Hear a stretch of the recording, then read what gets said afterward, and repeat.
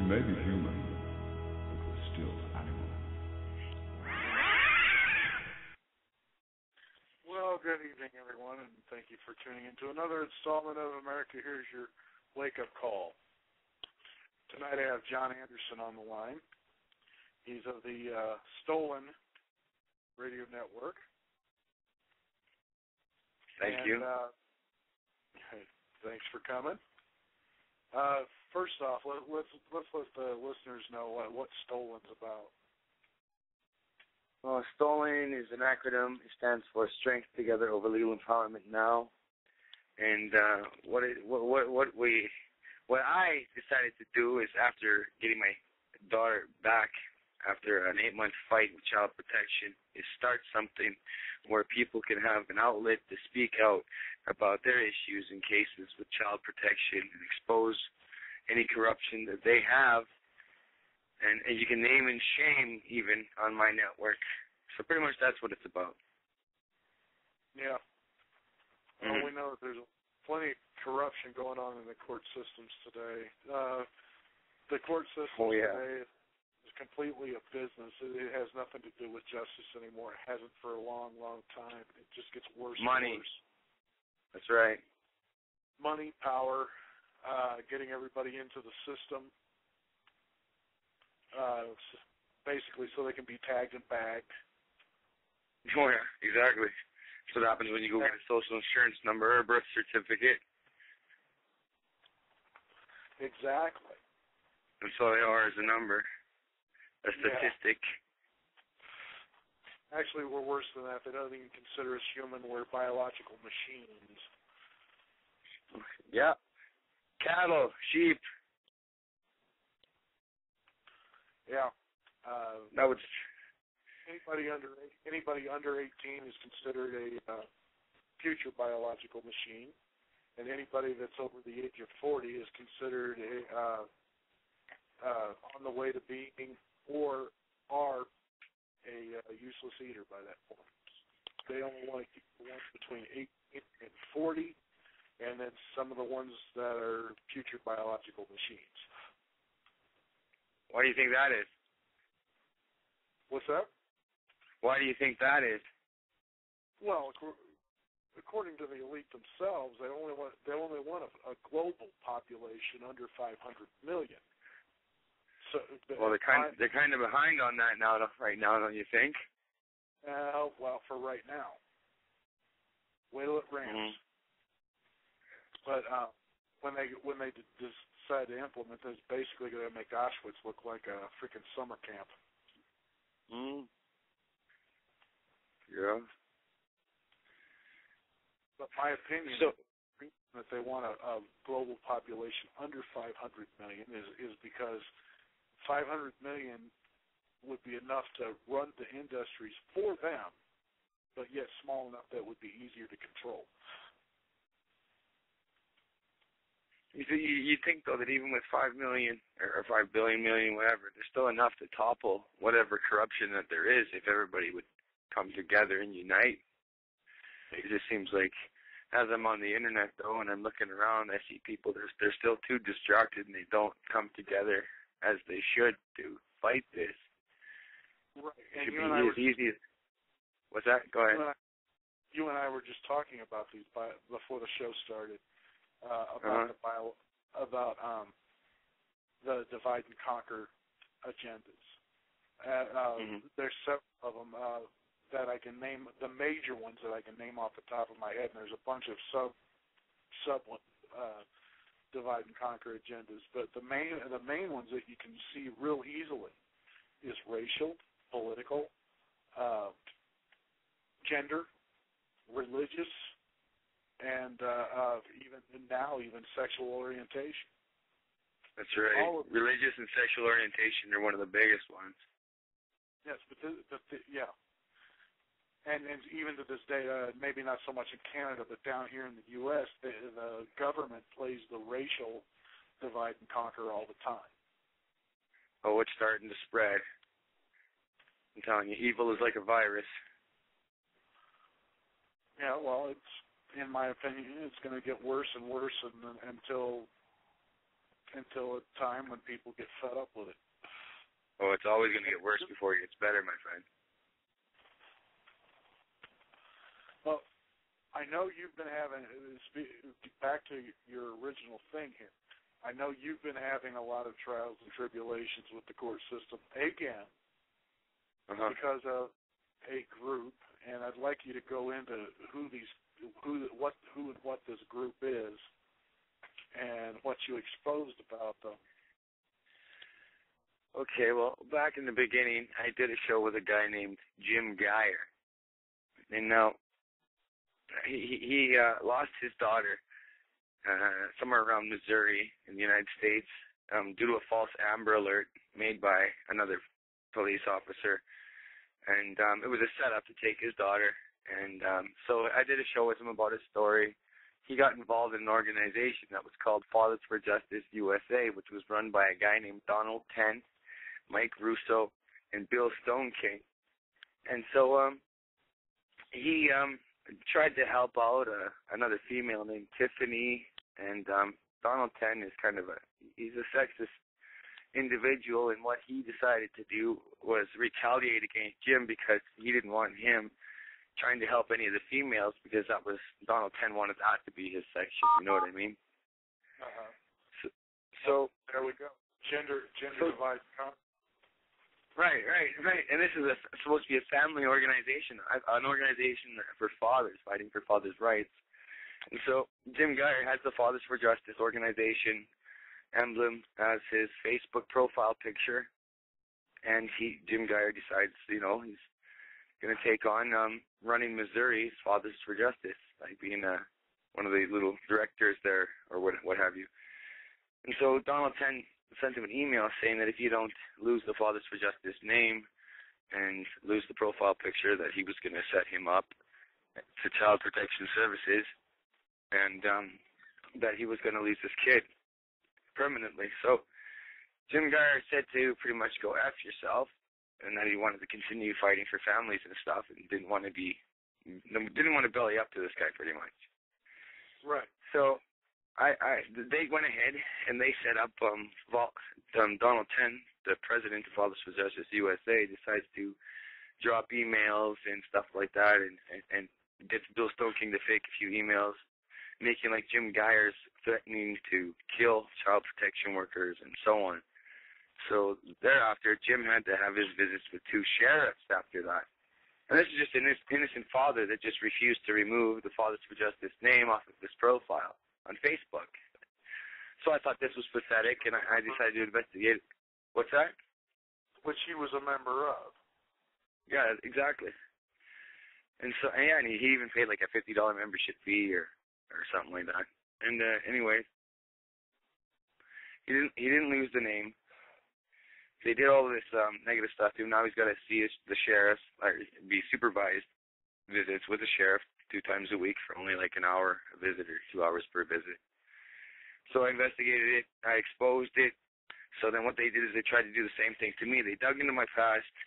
Like I said, I had a warrant that was for uttering threats in Alberta from way back in 2008, I believe. And so what Fathers for Justice USA decided to do was push really hard to Alberta and say, well, we know where he is. You got to put the warrant. You got to extend the warrant to British Columbia. And they did this for about 3 months. And so eventually, when they know where you are, they have to extend the warrant. So they did that. And the reason why they did this, Bill Stoneking, you can even see it on his Twitter account where he's threatening to do this to me. And this is a member of Fathers for Justice threatening to take away me from my wife and daughter by trying to get me picked up on a warrant for uttering threats that's way out of date. So what I'm trying to do, or so since then, I was in the process of charging Bill Stoneking and Donald Tenn and Mike Russo, and I was called in by the local police to do a video statement. So I was ready to do that. I told him I'd be there in 2 hours. And as I'm getting ready, he called back because on a hunch, he decided to run my name. And he found out that there's a warrant extended to British Columbia. So I was like, okay, well, what do I do? He says, well, I recommend you don't come into the police station because you'll be arrested and we'll have to arrest you. But he added that he'll give me 7 days to deal with it. So I got till this coming Thursday to see if my waiver that I did to waive the charge from Alberta to BC, which means I have to enter an automatic guilty plea. And I have to find out on Thursday. So I still got to turn myself in on Thursday pretty much and see what happens. They're forcing you to enter a guilty plea. Yeah, whenever you waive over a charge from another province, it has to be an automatic guilty plea because the justice system won't pay to ship the witnesses and stuff like that because I moved to British Columbia. There's not enough tax dollars, I guess, so they forced you to enter a guilty plea. And this is over threatening a woman named Christine in Calgary, Alberta, who threatened to have my daughter kidnapped and killed by a guy who was called English, who drove in Calgary, Alberta, who drove a navy blue BMW that even had a personalized license plate that said English in short form. Huh. So I'm kind of, that's part of the reason why I decided to come here and stuff like that, because there was just, after she said she was going to do that, I told her, you touch my kid and I'll effing kill you. So she turns around and calls the police and charges me with uttering threats. So that's where the charge comes from. So as a guy, I created something that would help people, and now Fathers for Justice USA is trying to just ruin it and demolish it over something from my past. It's just pathetic. And that's what I mean. It's just these little things that make us fight each other, and we're not doing what we need to be doing to correct all this stuff. You know, to force the change in the system. This was such a distraction and such a fallback even on my show. Yeah. What? You know, I just gotta try to understand here. Why the heck they would? Do you think it's jealousy? Do you think it's they're part of the? Do you think this Fathers for Justice is part of the system? No, I don't think they're part of the system because I think they're too dumb to be a part of the system. But like Donald Trump, like the guy, he's even had just recently went to jail because he had a warrant himself, and that's the president of Fathers for Justice, right? So it's been pretty much a battle between the two organizations, between Stolen and Fathers for Justice USA, all because I exposed the truth about them. And the reason why I did that is because there's people that are donating to this organization, and there's people that are giving in to what they say, and they're lying to the people, and I can't sit there and just let that happen. I don't know. I see people that know what's going on with this organization, and they're not speaking out about it. But me, I'm not allowing people to donate to an organization. I'm not letting them join an organization that's corrupt. When there's a chance that they could, right? Because there's a chance that they could turn against you and do what they just did to me and Jim Geyer. That's what I was going to say. It's like, you know, these people are out of fear not standing up because you know, if they run with an iron fist like that, then they would just figure that the same thing would happen to them. Well, folks, let me tell you what. If and I hope that you have people up there listening to this too. I have been told by the CIA to shut up. And that was when I was just doing regular blogs. Mm-hmm. Instead of shutting up, I got a radio show to talk out louder. When you start showing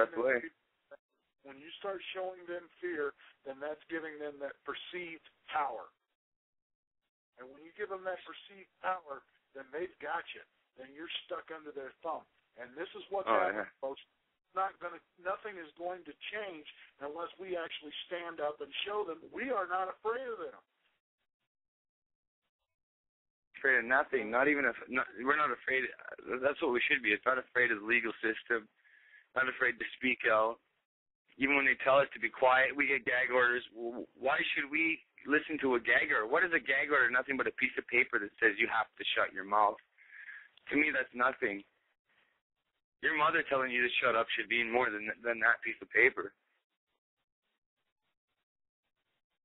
Exactly. And you know, refuse to be afraid of them. You know what I decided? I'll admit, when they first told me to shut up, it did freak me out. And I quit for about 2-3 weeks.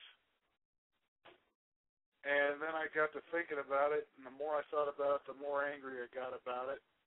And I decided that getting the truth out and getting the word out and trying to wake people up was more important than one man's life. And so that's why that's why I even up the ante. They want to tell me to shut up again, I may have to get myself a TV show. Exactly. I was saying to you, you should start a YouTube show and expose this kind of stuff like this. Yeah. Because it's out there, and if the more of us start doing this, the better it's going to be. Yeah. I've been thinking about something like Ustream or something like that to get started. But, you know, I would love to be able to do the Ustream and simulcast my show here at the same time. I think that would be kind of interesting. That'd be great. That's a great idea. But now I'm still waiting. It's for the past week since the officers have told me, you know, that we're not going to arrest you. We'll give you this week, even though your warrant's live and we could arrest you. It's awkward. It's been stressful. It's been hard trying to sleep, knowing that this is over my head right now because of a father's rights organization based out of the United States. And all that I want to do is help families. I want to give them an outlet because when families have something they want to talk about, they want to expose about corruption, the news only gives them, 5 minutes of their story, not the whole issue. I want to give them an hour to talk about, an hour and a half to talk about it, whatever they want. It's unlimited. If you got a story of corruption, I'm your outlet. We should all I don't want to be the only one doing this. I want other people to create the same type of situation where you create a channel or a Ustream just like you're doing, I'm doing, and we start spreading this out like the virus of goodness that changes this stuff, or at least tries to. Because you know what? I can't sit down and not do nothing about this. Can you? No. Exactly. You know, I gotta say, you know, I was just talking to some people in a parking lot today. I never shut up about this stuff. I will use any opportunity I have to talk to people out there. Always. If I'm standing in line at the grocery store, I'm talking about what's going on in this country and in the world itself, and the agenda, the lead agendas, and all that. I'm always talking about it. And the thing is I'm backing it up with proof. I'll tell them straight up. Don't take what I'm saying for my word. Don't just take it for my word. Go look it up. All the stuff that I talk about on this show, there you can find, like when I talk about the Bancor, or I talk about the one world currency. That's all real. Yeah, all you got to do is go to the IMF site, and there it is. It's in black and white. You know, that's just an example. You know, of stuff. The proof is out there, folks. And I'm not just saying the stuff from alternative media. By the way, alternative media is pretty much about the only place you're going to get much of the truth. But not just alternative media, but you can go to the government websites. You can go to the IMF, the UN, the reserve websites. You go to the CFR websites, and they talk about this stuff openly.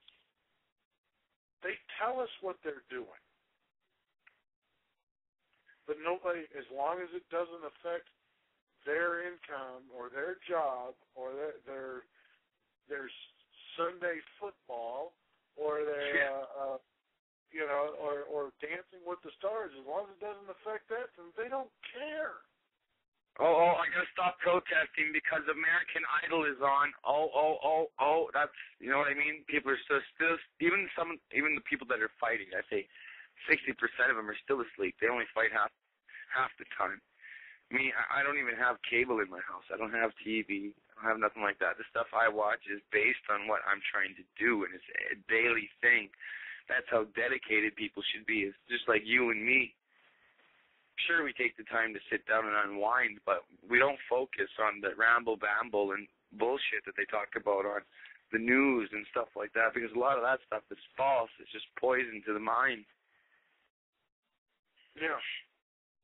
Yeah, and I mean, if you even look into, and I talked to Dr. Nick Begich, he was the one that opened this up on to me, is the flicker rate on televisions was set at a certain frequency to open up the mind and to put them into a semi-hypnotic state, so that they would be open to suggestion that's coming through on whatever program it is.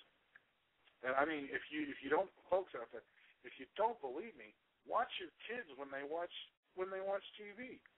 My own son, I can sit there.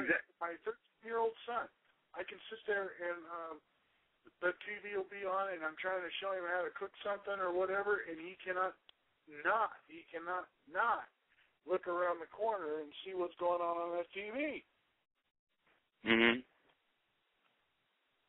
Well, here's how. Shut the thing off so I can teach him anything. Yeah, people just tell the people to take 2 steps back and look at the situation. Look at how much more violent movies and TV have gotten now. And it is a way of dumbing down society, making them more violent and stuff like that. That's what they're trying to do, dumb you and keep you asleep with all this crap. And the violent videos are bad.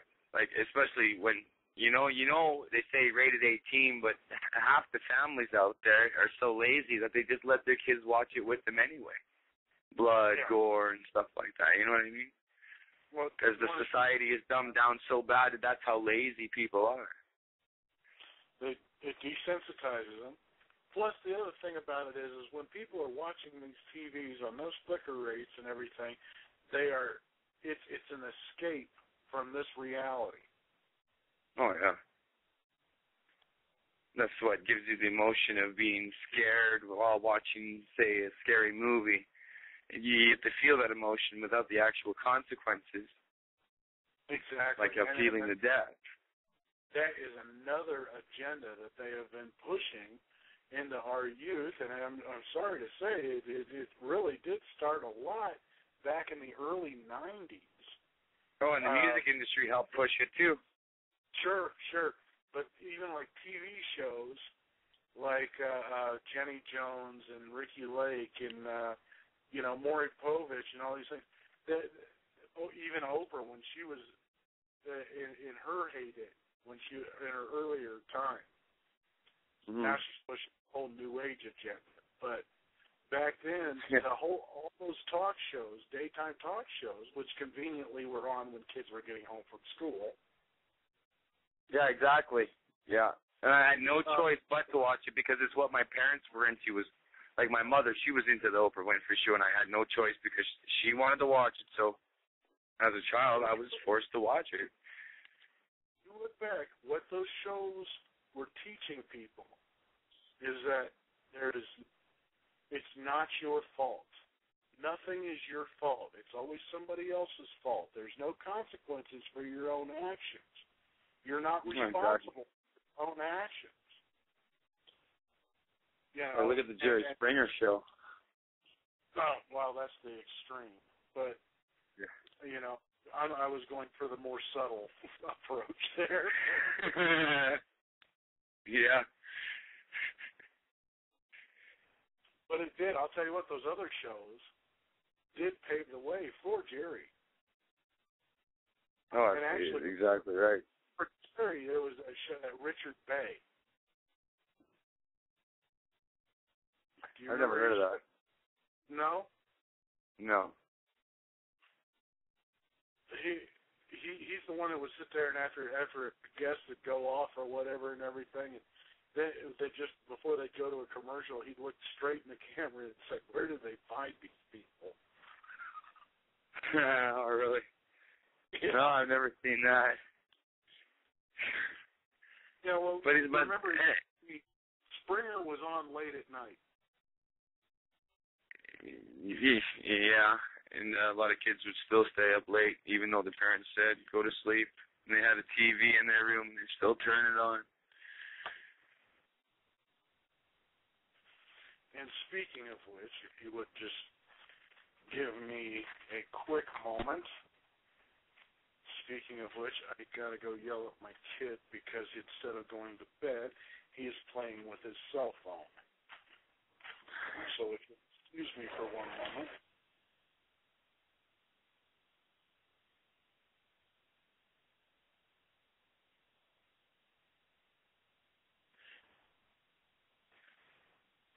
Okay. Sorry. Then there's another thing: cell phone addictions, texting constantly, continuously. Oh my God. If we want to talk about texting, here's what. The thing is the texting is disassociating people from each other. When you sit there and you have two kids sitting at a McDonald's across the table from each other, and they're texting each other. Instead of just sitting there and talking to each other, they're texting each other. I know. It's getting really pathetic, is what it is. Actually, here in British Columbia and Alberta, they actually made a law where you can't text while you're driving now, which is good. Well, yeah. But I guess what does that do though for the people that just went through a drive-through and they're eating a burger and driving? Yeah. Well, I'll tell you what. I think it's funny. The other day I was looking on YouTube, and there was some guy who was driving the motorcycle with his feet leaning back, and he was texting. Oh, no way. Yeah. And he was driving the motorcycle. He had his feet up on the handlebars. That's dangerous. It was leaning way back on the seat. It was on a Harley. He was leaning way back on the thing with his feet up on the handlebars, driving and texting on that motorcycle. See, look at how dumbed down society is. It's right there in the open, people. Take a look. If you want a really good place to go look at how dumbed down society is, go to YouTube. It's the best place. And if you're thinking Facebook is a social network, or any of these like MySpace or social networks, I'm sorry to say, but it's attracting a lot of antisocials, and that's pretty much what it is the antisocial network. People learn to not leave the computer. Once they get hooked on it, they're on it 24/7. They're eating, they're getting big asses, and they never leave their chair.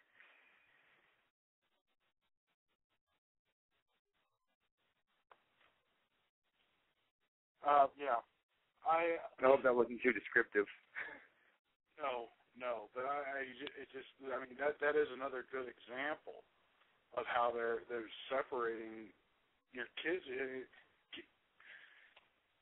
separating your kids and your families. I mean, look, they even make light of it. Have you seen I don't know if they have it up there, but the commercials of people that are the whole family is just texting each other in the house. Oh yeah. You know, it happens. Lots of families do that. I know. Why get up and go see what your kid is doing and just text them while they're up in their room? There was something that I heard about cell phones, about they carry something that was a frequency that was on it purposely just to kind of tumorize your mind. I was reading an article, I can't remember where I read it, but it was like where they were trying to change the frequencies on cell phones because it causes something, and if you went down lower, but they wouldn't approve of it. They left it at the problematic level. Okay, I haven't heard this one. This was a new one on me. Yeah. So I can't comment on that one. Yeah, and cell phone towers do the same thing. Hey, speaking of cell phone towers, that's another thing. You know that, going back to the Fathers for Justice USA, they would dress as superheroes, like, say, Spider-Man, Batman, and they climb these cell phone towers, trying to also gain, like the respect from children by doing that. And I don't think it's correct to be climbing up a cell phone tower illegally and trying to make your stand or your point. It's just a bad influence on the children. It's like saying, hey, climb a cell phone tower, and if you want something to say, people will listen to you when you do something like this. And I think it would just encourage the subconscious of the children that it's okay to do something like that. It's just not morally correct. There's a lot of things that are not morally correct. Right. This is, and then I only first found out about this whole elite and Illuminati stuff. And like in the last year is when I first started learning about it. I've got quite a bit down into the melon, but I'm still learning more and more each day. But you've seen about this dollar bill, right, and all the significance and all this stuff, and the owl on the number one, so. Right? Yeah, I've seen all that. I wonder what all you guys have got embedded in yours. On our bills? Yeah. Well, we don't have nothing but the Prime Minister's face and stuff like that. In one of the 20s back years ago, I remember that there was the devil's face and the Queen's hair on one of the 20s. But then once everybody started speaking out about it, they changed the $20 bill after that. Oh, yeah. Yeah. And you could clearly see a devil's face in her hair. It was purposely made. Yeah, well, she is of the Merovingian bloodline, so. Yeah. I think it's a sick bloodline. Yeah. A pathetic bloodline. And it's just, they're so strung up on bloodlines. This prince that just married this woman, she's not even of any bloodline. Like, isn't that correct? I was reading something about that. Who's that now? This who got married to? What's her name? Oh, Kate Middleton. Yeah, that's it. I didn't even think she was. I didn't even think that was. There's speculation that she wasn't part of a bloodline, but she is. She is one of their cousins. Just like Obama and Bush. But I mean, no, he Prince William married one of his cousins. Isn't that sick? Well, they always keep it within the bloodlines, and if they don't, then they're probably going to disappear eventually. Oh, kind of like Princess Diana. Well, yeah, but Diana was with one of the bloodlines. She was in the Stuarts. Yeah, but they still didn't agree with it. Huh? Oh no, she was set up from the beginning. You think so? Oh yeah. She was set up to have her only purpose was to have William. Really? Out of I mean, she had Harry too, but that was just a bonus. But the main thing was to have William. You learn something new every day. She even said in one of her books that when she felt like a brood mare. That she felt like a what? A brood mare. Brood mare is breeding. And that's it. Yeah. That's all you for is breeding. And that's another thing. There's these elites, they have women that they call breeders, and they're purposely made just to pop out kids to sacrifice. Correct? What's that? These so-called breeders, aren't they? They're just popping out babies just for sacrifices and stuff. Isn't that correct? Well, that and some of them are actually used for breeding for elite children. They'll impregnate them with the different elite to have children, and it's that part of that's called Project Monarch. Never heard of it. Well, I have a very good friend of mine that was in that program, and like I said, I'm so fresh to all this. Several of her kids, of the children that she bore, were immediately given to these elite, and she was inseminated with their sperm, so that that would be their child. And as soon as it was born, it was taken to them. Huh. That's what makes all of this stuff. It just makes it so discouraging, though. I'm sure a lot of people they read about this stuff and they think, I don't know. Maybe it's already too late. Maybe we can't win this battle against these people. What do you think? You think we still have a fighting chance? Well, I do know in the end they lose. And I just keep that. I don't fear them. I don't fear what's coming at all. I really don't, because I know in the end they lose, and I'm not on that side of the fence. So. Yeah, me neither, my friend. Me neither. So, in the end, they'll lose. They'll be getting rid of. And I just have faith in them.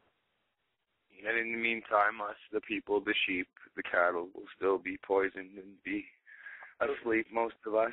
In the meantime, I'm trying to wake up as many as I can so they don't end up on that side of the fence. Mm-hmm. So that's the way I look at things. I mean, that's my own personal opinion. That's my own personal goal. Of this is to try and wake up as many as I can so that they don't make the wrong mistake. What do you do when you try to unite both like people that have a religion and people that don't have a religion? How do you find it easy to? What's an easy way to unite these people to wake up, per se? Because it's really hard. It's a challenge when, like, say, even on Facebook, when you try to get, they seem to not get along because there's too many differences between the two. And I think that's the reason why there's so many different religions, because they planned this so well, but they knew that even if we wanted to band up together to try to fight this, that they created so many different religions, so many different things that would make everybody confront each other, disagree with each other, that it makes it so hard to stick together. Mm-hmm. It was a very smart tactic indeed. But not all things, nothing lasts forever. No. Well, it will last. One thing will last forever, but it just comes back. It's got to get to that point. But well, as far as if we really want to get religious on the thing, as far as like all these other religions, there's especially when you go over into the pagan ones.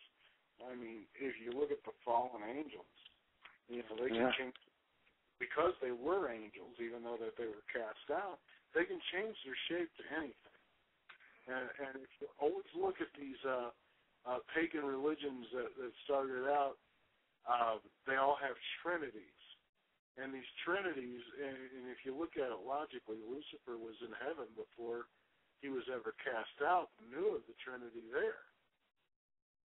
Uh-huh. And so instead of being able to create anything, he's an imitator. So being down here on Earth, he just kept imitating what he was trying to take over up there. So he's like artificial. Exactly. Fake, a phony.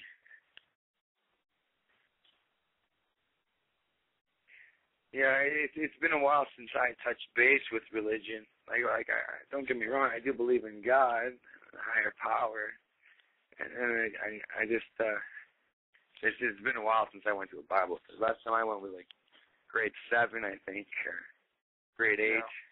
Well, I grew up in churches, and I got away from it for a long time. In fact, went the other direction for a while, and until it almost killed me, and then came back. And once I came back, I started doing my studying on my own of the Bible. What I had really noticed when I tried different churches and different things, and I kept noticing that even within churches, there's a lot of divide and conquer because they allow different doctrines to get in the way of God's message. Well, of course there is.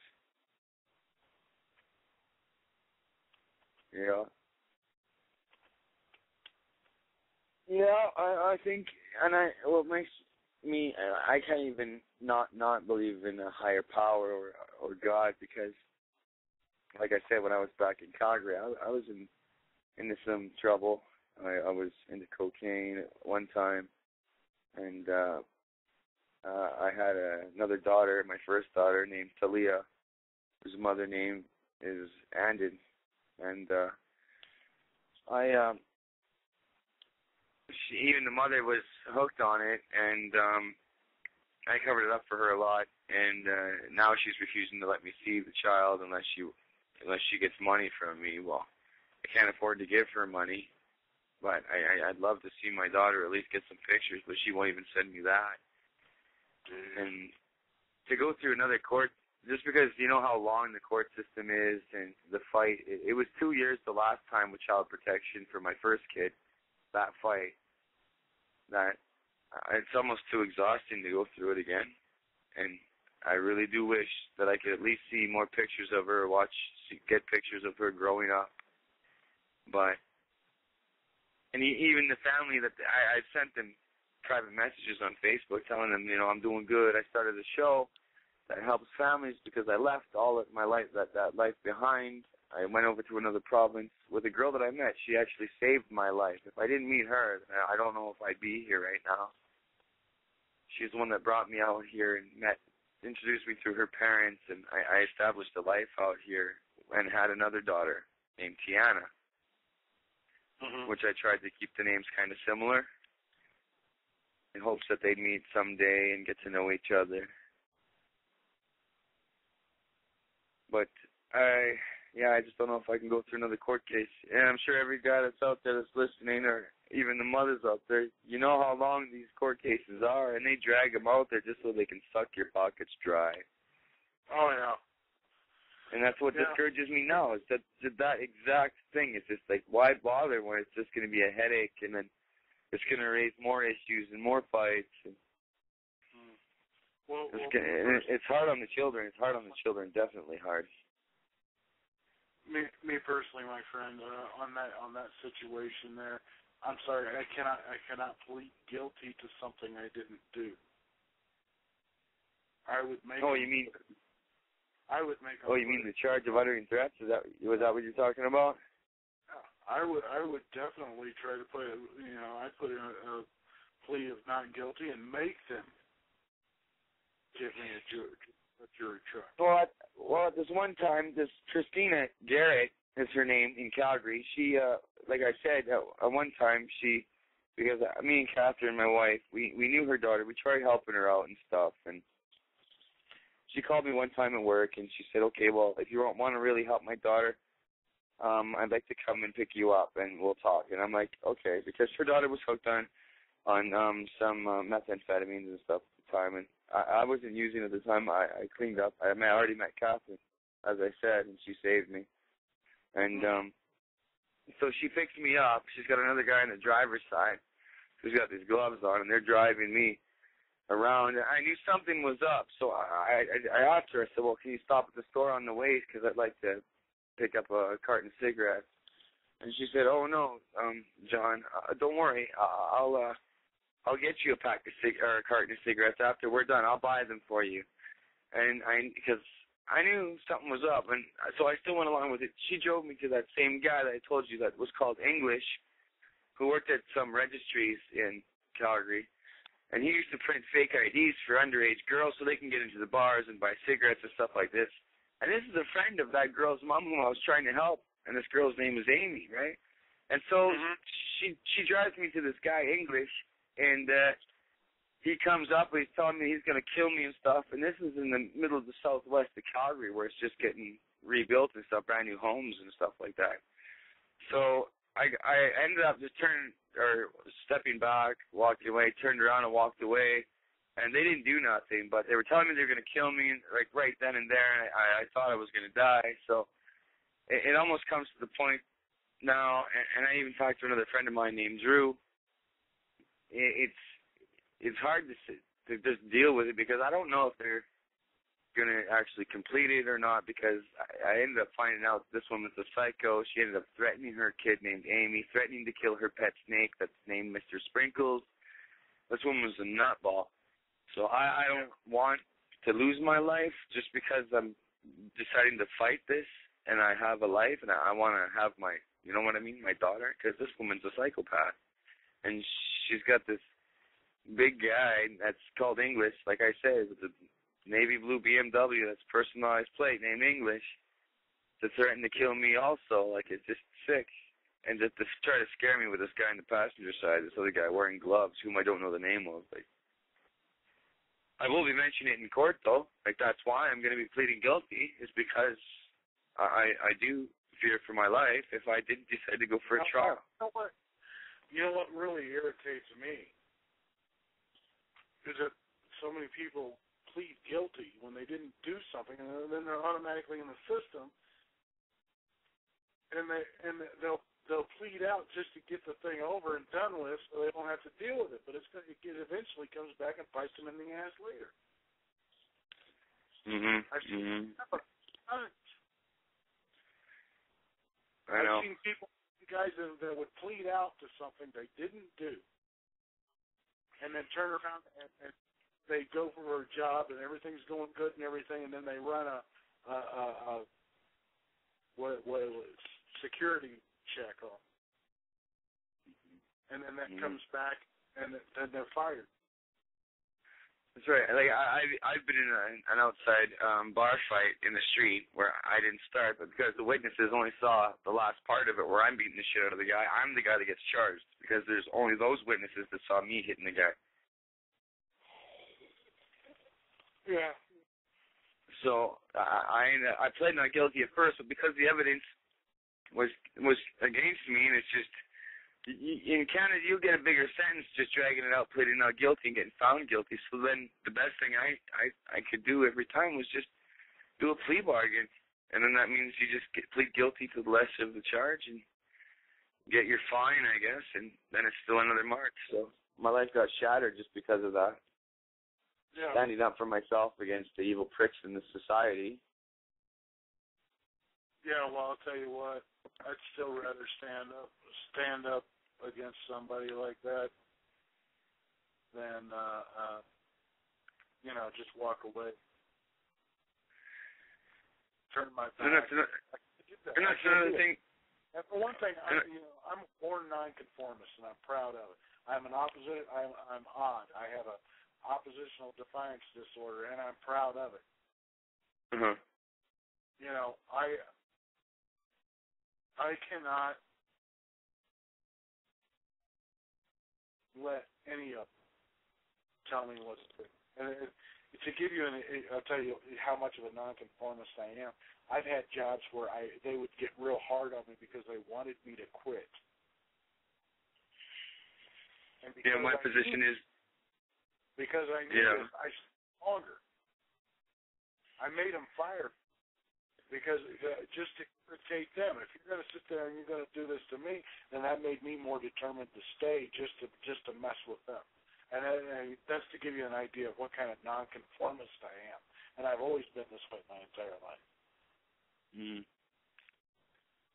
But my situation is, if I don't have that warrant waived up to here, or that charge waived, and I don't plead guilty to it, and they arrest me here, I have to be held in jail, shipped all the way back to another province, and do you know how long I'll be without my family? It's easier for me to just plead guilty and stay with my daughter and be with her every day and just stay home rather than be arrested and shipped in a, and just to have live my past all over again that I've already changed, sitting in a jail cell and in a transport vehicle being shipped. It's just not fun anymore. I left that life behind, and now this organization, Voice for Justice, is pushing it where I have to experience this all over again, and I don't want to do that. I want to just be with my daughter because she's everything to me, and if it means pleading guilty to even just a minor uttering threats just to stay with her instead of getting taken away for 2 months to deal with a trial far away, I think that's a good idea. Because that's 2 months that 2 or 3 months I'll never ever be able to replace with her. I already lost the first 8 months of her life because of child protection. 2 more months just sitting in jail trying to deal with this to be found not guilty. It's just not worth it for me even. I'm already in the system for being in trouble before, so I love my daughter. I'll plead guilty to this charge just so that I can stay with her.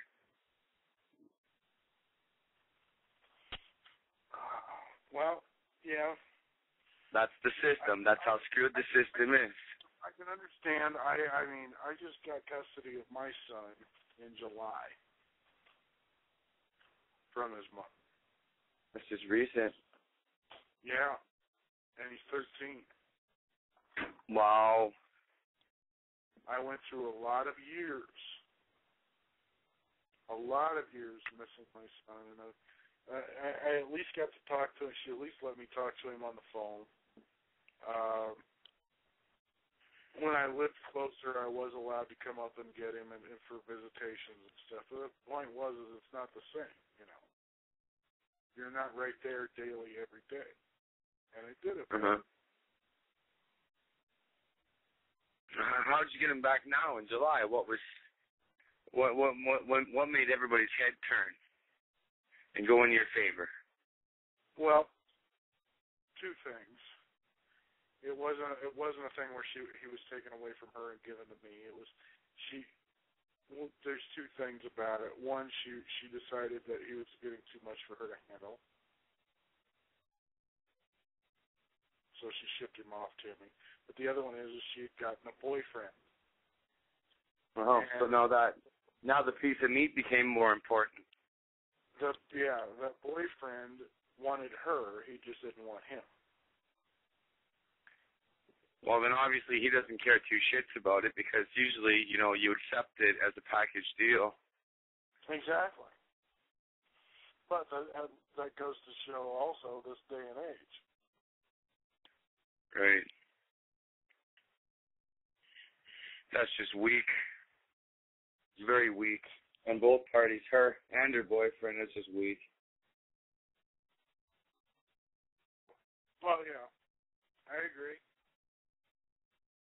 Me, I don't have one right now, and it's because I'm holding out for one that I'm looking for a woman that thinks in terms of us and we as opposed to I and me. Yeah, those are hard to find, far and few in between. Yeah. And see, the thing is I'm here. I have a stable environment for him. I'm not moving. I'm not getting kicked out of where I'm at. There was 1 year where Sam had to change schools 3 times in 1 year. Oh, wow. In 1 year? Yeah. That's one thing I have to, I'm hoping that he'll get past is, you know, he's a very friendly kid. He's the most polite kid in the world. He's very well behaved. But as far as social skills and interacting with other kids his age, he's kind of lacking there, and a lot of that has to do with he's never in one place long enough to develop those bonds. Yeah, exactly. And then you remember what it's like when you first go to the school you've never been to. Do you remember that feeling? You don't know if you're going to be the picked on guy. You don't know if you're going to be bullied. And he had to experience that 3 times in 1 year, going through those emotions, and that's hard. That's already a burnout state right there. Yeah.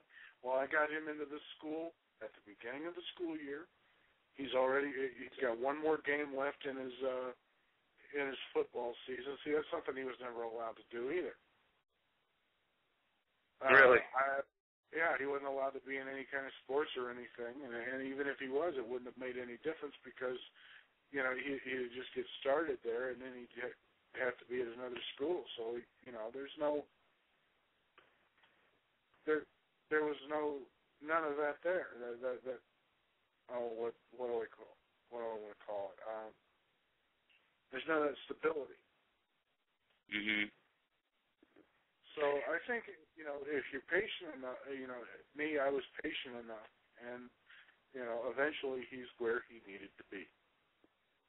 Mhm. Yes, there's a lot of things you have to fix and you have to work on. But it gets common. That gets common in most families now. There's always things to work on. It's just the way society is now. To work on them. There's no such thing as normal. Well, his mother and I, when we were together, we tried to make things work again. We got back together. We didn't get married, thank God. Again. But when we were together, Sam was in school, and they'd have the PTA meetings. They'd have the different stuff going on. Excuse me. We'd have the different things going on for people for the parents to be involved. And she was of the attitude, but when he's at school, he's their problem. I shouldn't have to do the job for them. No.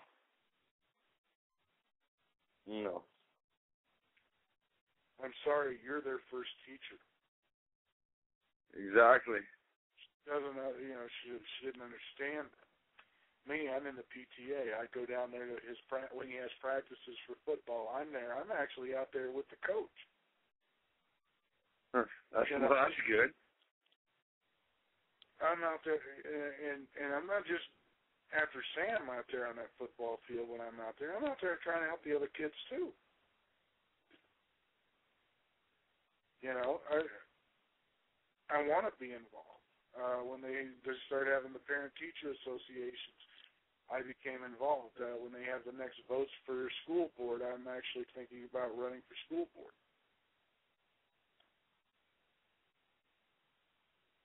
You know, I mean, you should do it. Now you'd be a good candidate. I definitely have a stake in that school board because of my son being in this school system. Yeah, that's right. And this is a lot of things, folks. This is what you need to do: is you need to get involved with your kids' lives. Don't text them when they're up there in their room. Go up and see what they're into. And don't sit them in front of a TV just because you want to get away from them for a while. Or the TV isn't a babysitting tool. No, and that's exactly right. It's not a babysitting tool. I limit my son on how much TV, and he likes to do video games, and I do too once in a while. But I limit him so do I. on it because he doesn't need to be on it from every waking hour, from the time he gets up in the morning to the time, he gets home from school and then wants to do just that. Or, I don't allow him to do that. In the mornings when he's getting ready for school, he takes his shower, he gets dressed, he has to have everything all set and ready to go out the door before I even allow him to turn on the TV. And that's only for a few minutes, just while I'm getting ready to get up. Get up and then get my shower and everything. Mhm. That's a good system you got. Well, it's stuff I have to relearn because I haven't been with him for so long and haven't been involved with that day-to-day routine. it's kind of not just a learning experience for him, but it's a learning experience for me to relearn that curve. It is. And so, but the thing is I'm involved. And yes, I make adjustments because I know if I know something, okay, that doesn't work too well, so let's change this a little bit. I do work on that constantly. So that to make things smoother for me, smoother for him, and there's some boundaries. Mm-hmm. On the other hand, he's a teenager, so we're at a point where yes, he needs boundaries, but yes, he's at a point to where he's old enough to have a little bit more freedom as well. Mm-hmm. So fitting in that right now, I'm learning that whole teenager thing of fitting in the boundaries of freedom and boundaries and getting that balance together. Mm-hmm. My son called me up today. It was raining, so they didn't have football practice. And he calls me up and he goes, "Dad, we don't have football practice today." He goes, "But they do have this after-school program called Full Circle." And what's that about? It's just a little thing to get kids to get together. It's kind of a way for kids to socialize together. Oh, that's cool. Instead of going on the internet or something like that. Exactly. And they go out on little trips here and there. They go on bike rides. They go on, they've got a thing where they're going to go on a hike into the mountains a little bit. It's just stuff like that. It's things that I like because he's getting out of the house. Yeah, and he's also becoming one with nature. If they go hiking in the woods or something like that, you're not forgetting your roots. And he's also socializing, especially with him being. There's a double-edged sword on being the new kid. Number one, he's the outsider because most of these kids grew up together. But on the other hand, they're not going to get to know him unless he interacts with them. Exactly. So, if he calls me up and he doesn't have football practice and he tells me he wants to go to this, they have some after-school tutoring, extra tutoring help, and he's actually called me up to tell me he wants to stay for that. That's cool. On his own. I don't have to put him into tutoring. The kid wants to do it himself, which I think is great, and I'm proud of him. Oh, yeah. Should be. And I'm not going to, if my son calls me up and he says he wants to be a part of this group or he wants to do some sort of extracurricular activities, as long as he is making his grades, I don't see why there's any reason why I should restrict him from those extracurricular activities, that are just going to help his social skills. No, it's another way of education in itself. Yeah. Big time. Yeah.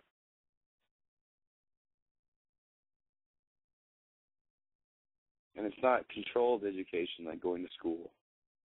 Yeah. Okay, well, I'm looking here. Oh, our friend Drew Boss is calling in here. Hey, Drew, how you doing tonight, buddy? Hey. Hey, Drew. Can you hear me? Yeah, oh, yeah. We can all hear you. All right. Is that John Anderson? Yep. It is. Oh, geez. I don't believe the word the guy says. He's Canadian. Shut up. So, hey. I was trying to listen in. I was trying to get this going. It's got some issues tonight, but I tune in and what's this I hear? I turn my back for 2 minutes. You guys are slamming the pagans. What's up with that? They're what? Slamming the pagans. Slamming the pagans. Yeah. Then it all went to football and kids. Drew. Yeah. I was giving my opinion, sir. It's okay. It's all right. I'm just messing with you guys. But I'm a full opportunity person here, so, and it is no PC network, so I can say whatever the fuck I want. There you go. Well, Same here.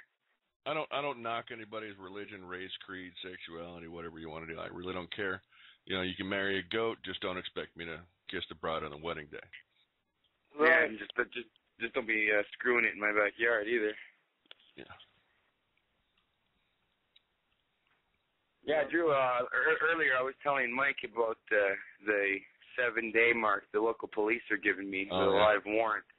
Oh, yeah? Due to Fathers for Justice. Well, did you tell him about Stone King and the whole 9 yards? Yep. Well, I didn't go into details about the emails and the threats to take me out Chicago style, and he even threatened you, in fact, actually, to take you out Chicago style. Yeah, well, he said that he called me up at like 2:30 in the morning.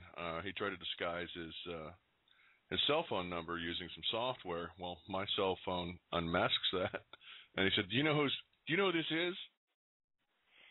Do you know who this is?" I'm like, "Yeah." And he went, "Do you know who this is?" I went, "Yeah, it's Bill Stone King." He gave him back his number and said, "And you live at such-and-so address. Oh, you've got some nice trees out in front of your apartment." Because that was on Google Maps. He was stunned, but he kept on going with what he was doing. And basically he went on to say that he wanted John Anderson on a plate because he wanted to send people. I just did an affidavit. I sent it up to John. I'm waiting on another piece of paper for evidence from another guy, Jim Geyer, who his buddy Donald Penn attacked.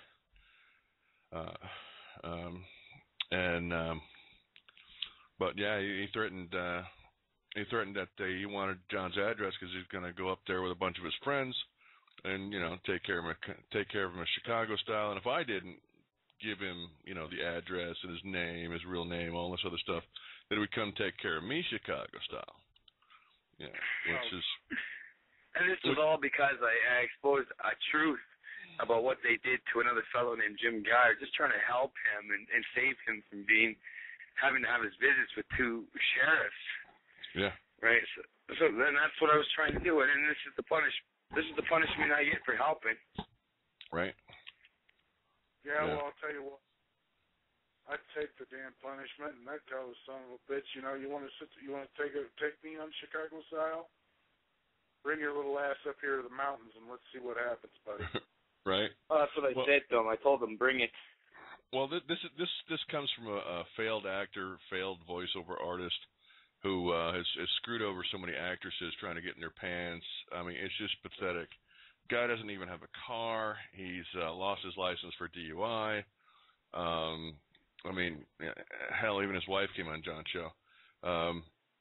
Yeah, his ex-wife even came on my show and exposed a little bit about him. Well, actually, more than just a little bit, quite a lot. Actually, John had told me a lot about that on Skype.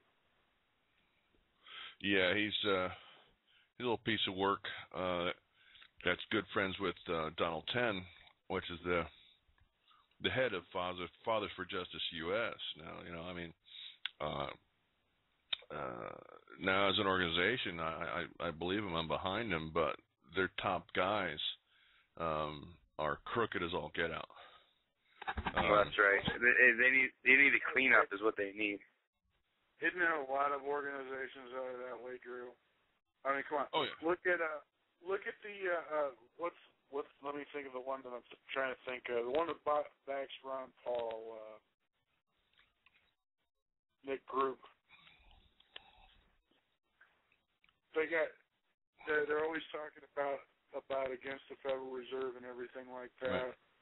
But if you look at their board of directors, they're all military-industrial complex, big pharma. Well, there's nothing wrong with that. If you're in politics, you got to play ball, no matter what. That's the name of the game. But I mean, I like Ron Paul. I don't vote because my vote doesn't count. Same here. Because, well, you're voting for somebody who's going to be the CEO of a corporation, not the head of a country. I just call them butt puppets, so I don't vote for butt puppets. People that are just got somebody else's hand in their ass and making them say whatever they want to say. Yeah, and the other thing is with the global elite, like I can speak for our government anyway. In our government, the way it is right now, the winner is already predetermined before you even ever get to vote. Oh yeah, well, I mean it's just like the popular vote and the college electorate. Whatever. It's all bullshit. It's all a corporate. It's a corporation. I mean, the United States is a corporation. Every town and every police department, everything in our country is a corporate entity. It's like when you buy when you buy a toy, like a children's toy, and it says Mattel on it.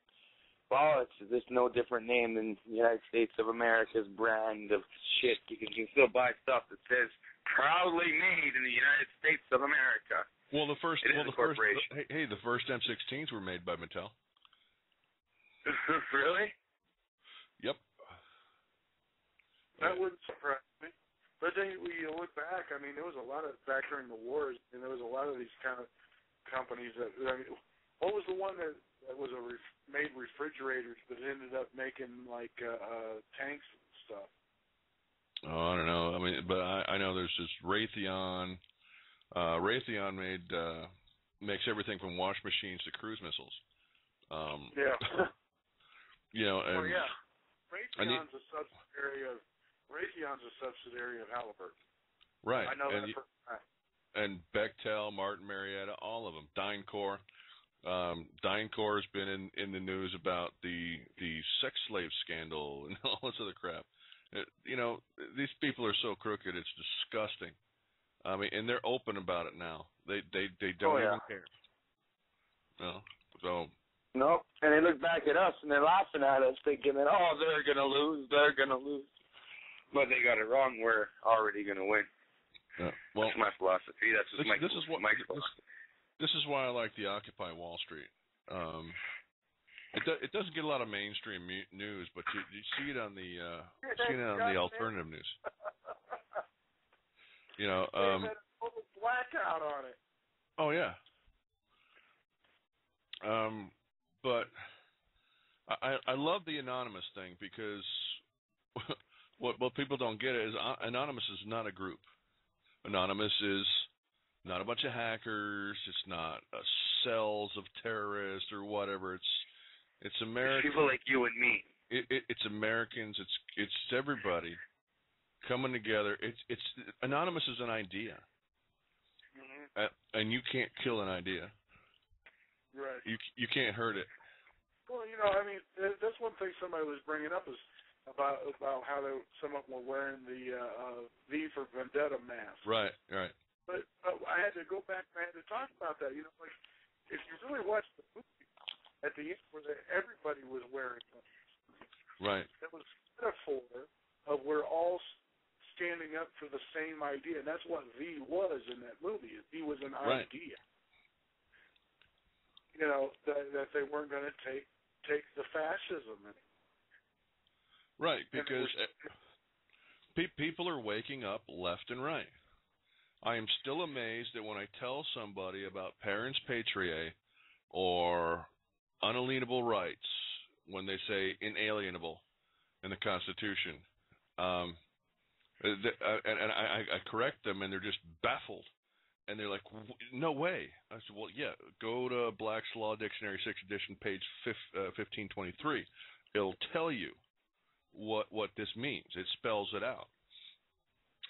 You know, I told some guy the other night. I said, and they went running to all their friends like they've just invented fire.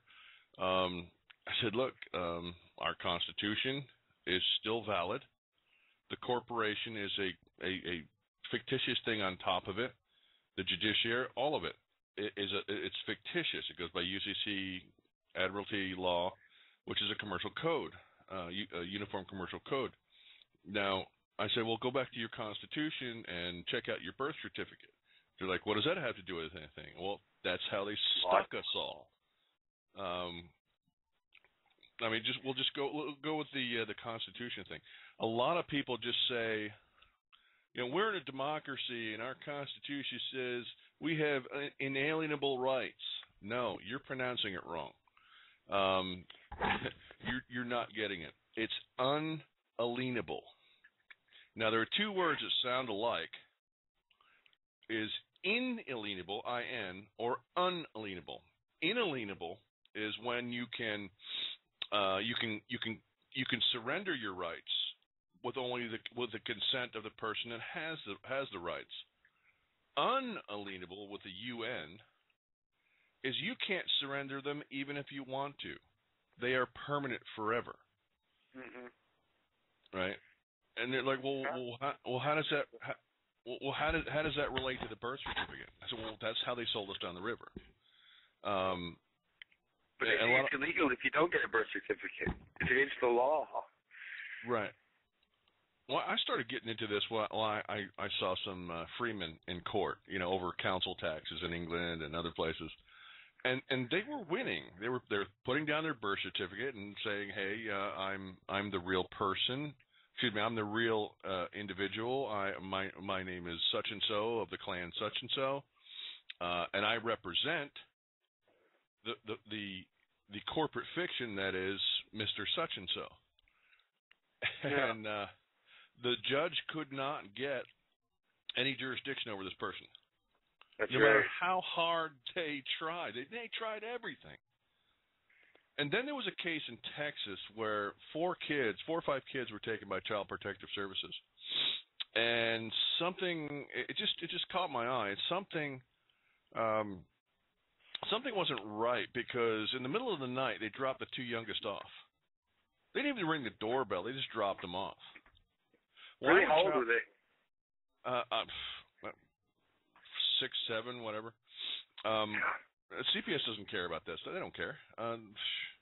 They're in the business to steal children, and that's a fact.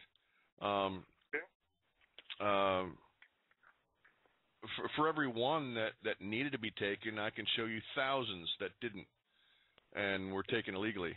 But the thing was, with these 2 children that they dropped off, there was something different about them than the other 2 or 3. I forget which.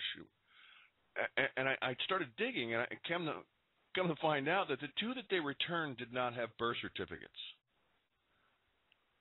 And I went, something's really up with this bizarre birth certificate thing. So I started doing some digging, and I found it's called Parens Patriae. Now, most people don't know that prior to 1925, there were no birth certificates. We are a united group of individual states. The states that you're born in, that's where you get your birth certificate, your social security number, and a whole 9 yards. Now, they had something called the Maternity Act, where registration of births were voluntary, and then they made it mandatory. Then they killed it. And this is right about the time, this is like around 1913 when they did the whole deal with the Jekyll Island deal. It was another time in our history that we were trying to pay off these international bankers.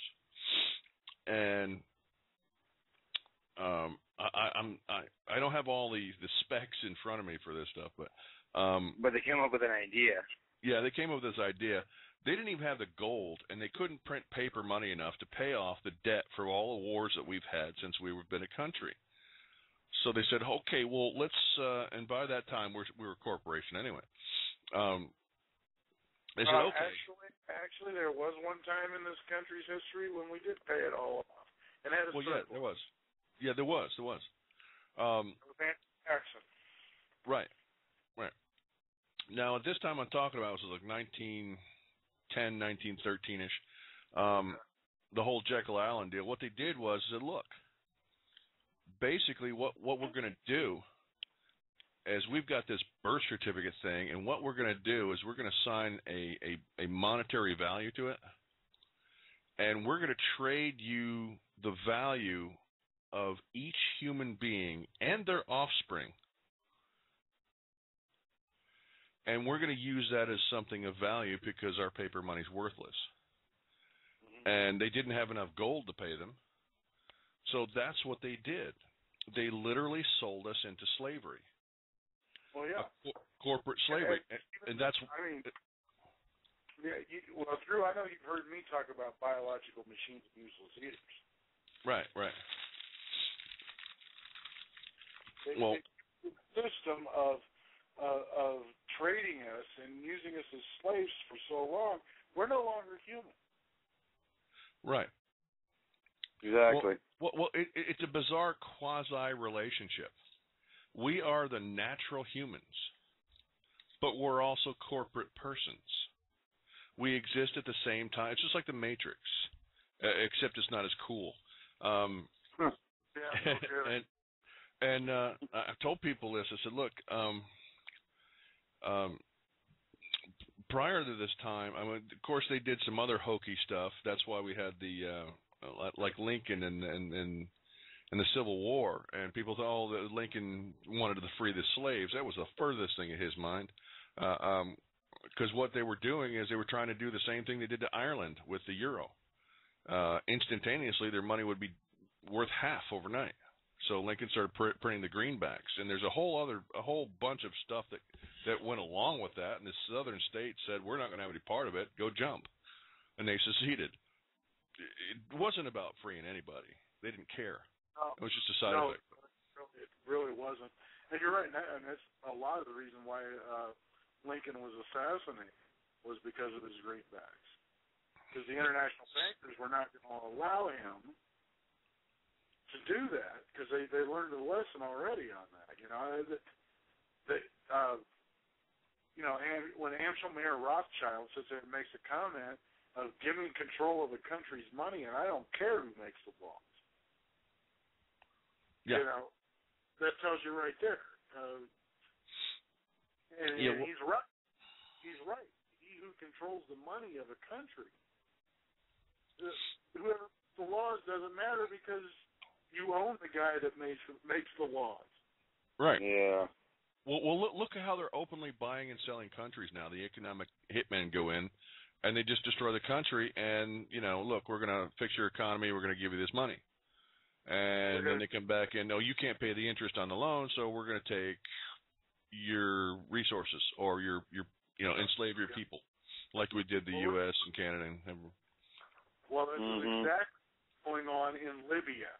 Exactly. And, yes. Yeah. And Libya. And now we're supposed to be supporting the Taliban? Yeah. Who is smoking the cheap crack?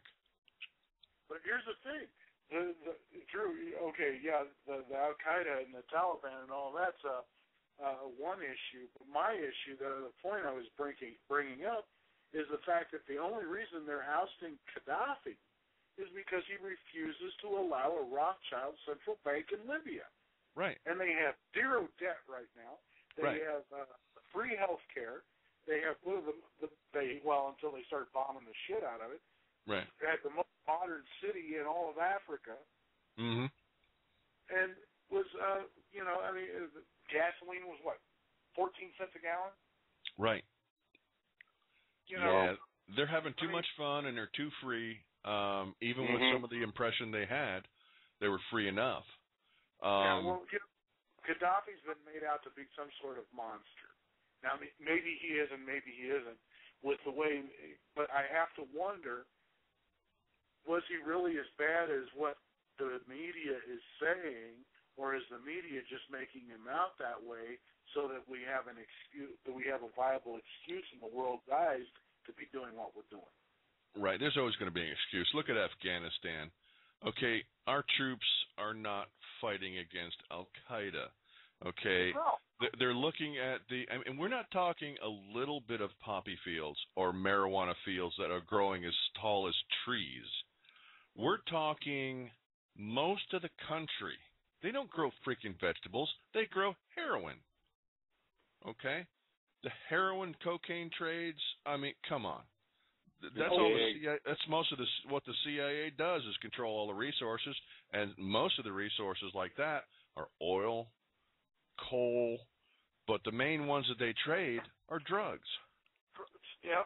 Funny that you mentioned that. I just did a show with a guy that was exposing that in Colombia. If you watched that today, Drew, when I sent you the link, that he was in Colombia, seen lots of the cocoa paste and stuff like that, and he's trying to just do the walk, 21-day walk to the embassy to get his kid, this James Allen. And I couldn't believe the story that I heard of him telling me. And he even confirms, this stuff, it has to be run by the CIA because the war on drugs is so failing. It's like it's a poster is all it is. There never was a war on drugs, trust me. Right, it's fake. I've been all through Central America. Yeah, there's never been a war on drugs. It's a war to steal and gain the drugs. Yeah, that's why they took Noriega out, because he wanted to Go ahead. The war. You saying that the war on drugs was a failure, but see, you got to look at it from. It was not a failure, depending on whose eyes you're seeing it from. Because if you're looking at it from the CIA's point of view, it was a complete success because they successfully eliminated all the drug cartels that wouldn't. Absolutely, killing Pablo. Yeah, Pablo Escobar. That was the only reason that they wanted that they had that war on drugs. But they were able to mask as they were going down there to try and get rid of the drugs. I mean, hell. Yeah, but now they're supplying it. They've been supplying it. No, I mean, look at the Mexican border guys. I mean, on the other side and in Mexico, the military, all the DEA and paramilitary troops that our government trained millions and millions of dollars, they're running the drugs. GE. It's not like they flipped on us overnight. No, they were already running the drugs. Hey, John. John, I'm not sure if you want to do this or not. But have you ever heard of Air America? No. Not the radio show Air America. Back during Vietnam, or at the end of Vietnam, the North Koreans, there's what was supposedly a humanitarian airlift for humanitarian supplies into Vietnam. Okay. They were, if you consider gun running humanitarian. Yeah, guns and drugs. But see, they were flying in guns and flying out heroin. Right. And that like was a trade. That ran Air America. Well, Air America is still alive and well. Okay. Awesome. Trust me. Look at Mena, Arkansas, and the two kids that were killed on the tracks. Yep. Okay. The two kids that saw a night drop of drugs coming in. And who was involved in that? Oh, yeah. Everyone. Every leader all the way up to the governor, and who was that governor? Yeah. Yeah, the best president we ever had, Hillary. Yeah. But I mean, my God, it's almost laughable, and people will hear this and go, "Oh, there's no way." Well, please, what do you think I did? Yeah. Well, here's what I keep saying. These people I see these Facebook posts saying, "Oh, well, we got to do something about these drug cartels coming over the border and all that, blah blah blah blah blah." I said, if they really want to do anything about the drug cartels coming over the border, all they have to do is tell the CIA, tell them to quit. Tell the CIA section chief to stop doing ops. Yeah. Yeah. Well, the mandate of the CIA, one of the mandates is you're not allowed to do anything in the United States border. Whatever. Really? Yeah. But yeah, I mean, come on. Look at the CIA. Look at spy satellites in space, though. Right. Yeah. Yeah. And it's like look at the CIA torture jet that recently came down like last year in the Andes. Yeah. Full of cocaine. Because it was humanitarian aid or something, whatever. Yeah, they wouldn't let them land. A couple of years ago, a CIA plane was shot down over. It was shot over Mongolia, spraying H1N1 virus. Right. Oh yeah. Really, I didn't hear about that. Yeah, well, look at the football player. That one football player that got killed by enemy fire. Then it was friendly fire. Then they burned his uniform. Then he was a real big football player. I forget his name.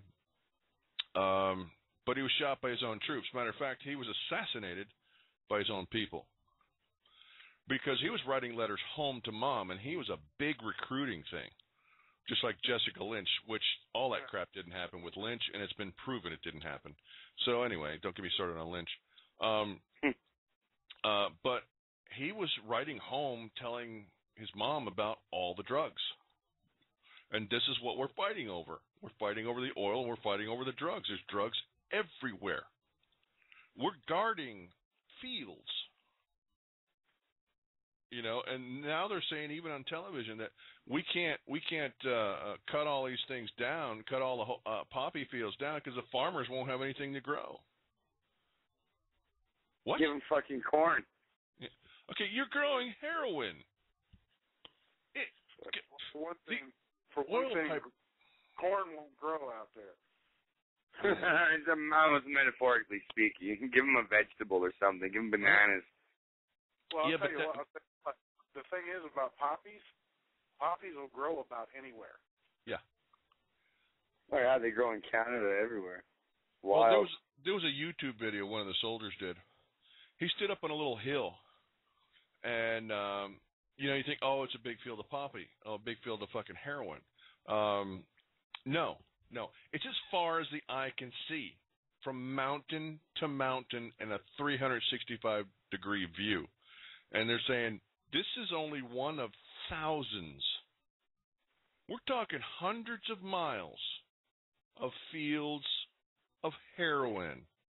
It's like going through Iowa and replacing the corn with heroin. Well, did you know in Canada, it's ironic, the flower to remember our past soldiers that have died during the war is like the in poppy. Britain too. In Britain too, it's the poppy. Yeah, it's the poppy. What was the Flanders Fields? Yeah, I was just going to say that. Yeah. I can't remember the poem, but it had to do something with row and row. Yeah, Flanders Fields where the poppies grow. Yeah. Okay, now for these guys that were listening about the birth certificate, each one of us, including our children, are considered assets of the bankrupt United States, which acts as debtor in possession. We are now designated by this government as human resources, with new such resources being added born continually. The bankruptcy is in receivership rather than a discharged bankruptcy. The bankruptcy debts are served, not paid or discharged. Federal government under Title 15 U.S.C. redelegates federal parens patriae authority to state attorney generals. Now, when you're born, your birth certificate, it goes from the hospital, it goes to the state, then it goes to the federal government. I've asked people about this. Where do you think it goes? Well, I don't know. No. It goes to the Secretary of Commerce. Yeah.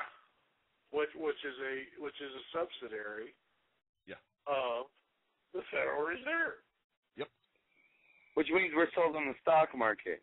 Yes, we are. Exactly. That's absolutely true. We are. We're traded. We're just like drugs to them. We're chattel. We're property. We're cattle. You know, war on drugs. Come on, please. Somebody showed me a website where you could put in the last four of your Social Security number and actually see how much you're worth right now. Well, it's supposed to be the red number on the back of your birth certificate when you get the long form official copy. Well, it's on the back of mine. My birth certificate is small. Right. Well, that's supposed to be that number, yeah. Really, you can find out your value. So then what? You can go sell yourself? Well, here's something interesting. These guys are doing this stuff called accepted for value, which I find really interesting. So you can discharge debt by using that number because, and you do it in a certain way with a certain type of form, and you send it in. in that debt, and people have done this on, like, stupid stuff like gas bills and stuff like that, and actually gotten it paid through that number, because that number is just like a credit card.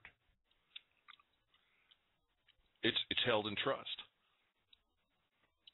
Our slavery note is held in trust. That it's called accessing your bond, which I find quite interesting, and I'm going to be looking into that a lot.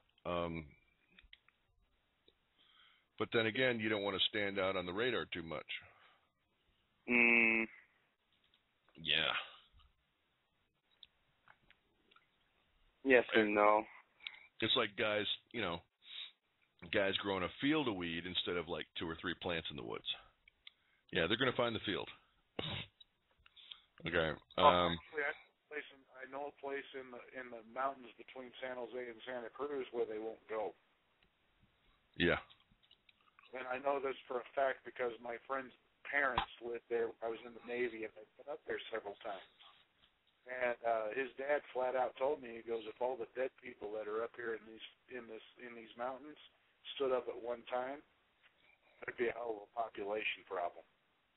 Right. Yeah. Well, I'm from northern New Jersey, so in the spring, that's when you find the bodies that got dumped off from the hitmen, coming from New York. Oh, look, another one thawed out. Yay. But Santa Cruz, that's where my daughter's been taken right now. Haven't seen her in 2.5 years. I've seen her twice in 2.5 years, but she was parentally kidnapped, and she's out there in Santa Cruz with her mom, who's committing fraud. There's also about San Jose and Santa Cruz. It has the largest conglomeration of witches and Satanists in the country. Yeah. Satanists or cream puffs. There's a lot of ritual sacrifice that does go on now. Oh yeah, I mean there is some that are that is real, but well, it's just like I'm not talking about the passe. Right. Well, I'm talking about the well, if you've ever walked up on a real real satanic ritual that's a lot of times it's a misnomer, and they're not really Satanists, but they're evil bastards. There are real ones, just like bikers. You got 1%ers, you got bikers, you got hangarounds. Most of the Satanists are your hangarounds, but you get that top percent that are just hardcore, sick, evil. Yeah, right. And people. You weren't on earlier when I was talking about this, and we were talking about the kids on the Walmart walls. Yeah, those kids you'll never see them again. No. And depending on who got a hold of them, they were probably had their throat cut, bled out, blood drank, and the body was out. Yeah. Or they're sitting in a locked up basement being used and abused. Yeah. Well, yeah, there's that too. I'm just saying, a lot of them are used in these ritual sacrifices, and they're literally that gory. They drink the blood. Once the blood's drank, then they will take turns ripping this body apart and devouring the flesh and the organs. Yeah. This is not. I'm not making this up. Yeah. Well, that's disgusting. Yeah, it is. It's disturbing, even to a hardened pro. Everybody considers my faith, that we had human sacrifice, which was a bunch of crap. But I'm Kelly Day, which I say Druid because it saves me about 20 minutes of speaking. Kelly Day is the ancient Celtic religion, and it literally translates to servants of God. So, but I have studied every religion on the planet since I was 12 or 13. Black magic, high magic, white magic, head witch, Wicca, witchcraft, this, that, everything. What I referred to Dungeons and Dragons. Yeah. What I referred to earlier, John, that I thought another direction on it did happen to be black magic. Yeah. Well, there's high magic, there's low magic, there's and most people will tell you that are in those circles that magic is like a gun. It's neither black nor white. It's gray. It's how you use it, if you believe in its use. I was so. Right. Well, I mean, I was actually raised Methodist, which didn't last long. Pentecostal here. Yeah. Atheist here but was raised. Well, you know that the big statue of the owl in Bohemian Grove, right? Oh yeah. Moloch, yeah. Yeah, it's Moloch, or Molech. There's all kinds of things that go along with Moloch, but generally it comes down to the eater of children. Yes. That's not Satanism. Satanism basically started with Anton Sanzer LaVey. And all he did was take Christianity and a couple of high magic whatever and threw it together. Went, look, this is my religion because I am my own God. Okay, now you know about Satanism. Let's not confuse people out here in the sense of a lot of people don't understand the difference between Satanism and Luciferianism. Right, Luciferianism completely different. It's just like I'm a Freemason. I'm a Freemason as well, and people go, "Oh, you worship Lucifer in the lodge?" No. Back to Truck Up Joe. All they do, all Freemasonry is about it is to be a Mason, all you have to do is believe in a higher power. That's it. And the Lucifer that's explained in the lodge is they talk about the morning star, the Sirius B. Sirius B, also known as Lucifer. Lucifer, from antiquity, is known as the light bringer because Lucifer, the direct translation, is light bringer. It's the first actual star you see before the sun rises, other than Venus. That's it. Or the satellite. But they hear the word Lucifer and they lose their minds. Has nothing to do with the Christian devil. It has to do with social programming. Hold on. The Rothschilds themselves will set a place at the head of their table with food for Lucifer himself. I haven't been there. I don't know. But I'm telling you what I know. What as Lucifer in the lodge. I mean, and they don't expound on it because that's it. I mean. Why? Okay, guys. I also have Mr. Politics in here. All right. Hey guys, how's it going? It's going. Yeah. Interesting discussion. I wanted to clarify one thing real quick with the Masons. Yeah. I think myself being a Mason, I think that the reason that like a lot of Christians don't like Masonry is first off, it's they don't lift up like really one religion, and especially like most American Christians are Protestants. And so with Protestantism, unlike like Judaism or Catholicism or Orthodox Christianity, they've thrown out all the mysticism. So like Protestants do not like mysticism, and like the lodge engages in like mysticism. The second thing is that Christian men in this nation tend to be very uncomfortable with the occult, and it's funny because I see all these Mason guys, at my lodge and stuff, and some of them are even. Well, the occult only means hidden from view. Yeah. Well, I mean, I'm talking about like rituals and all that fun Anything, stuff. But like the guys in my lodge, all of them are pretty much Christian. There's like one Jewish guy and there's one Hindu, but they're all Christian, and like they would never go and participate in say like Golden Dawn ceremonies or study LaVey or study like OTO, any of these other and but what they're doing is like they're entering like occultism for dummies. That's what like Masonry is. It's like it's basically like for regular guys to get into it without ever admitting that they're getting into it. And I think the Christian church has a problem with that because they view the occult as like evil. And I view it differently because I don't even look at it from a religious perspective. I'm a deist, so I don't really care. And but from the religious perspective, I don't think it has anything to do with that. I look at the occult as really old school neural programming. So like think of, you know, those old computers, like my first computer was like an Apple II, and you had to actually program the thing.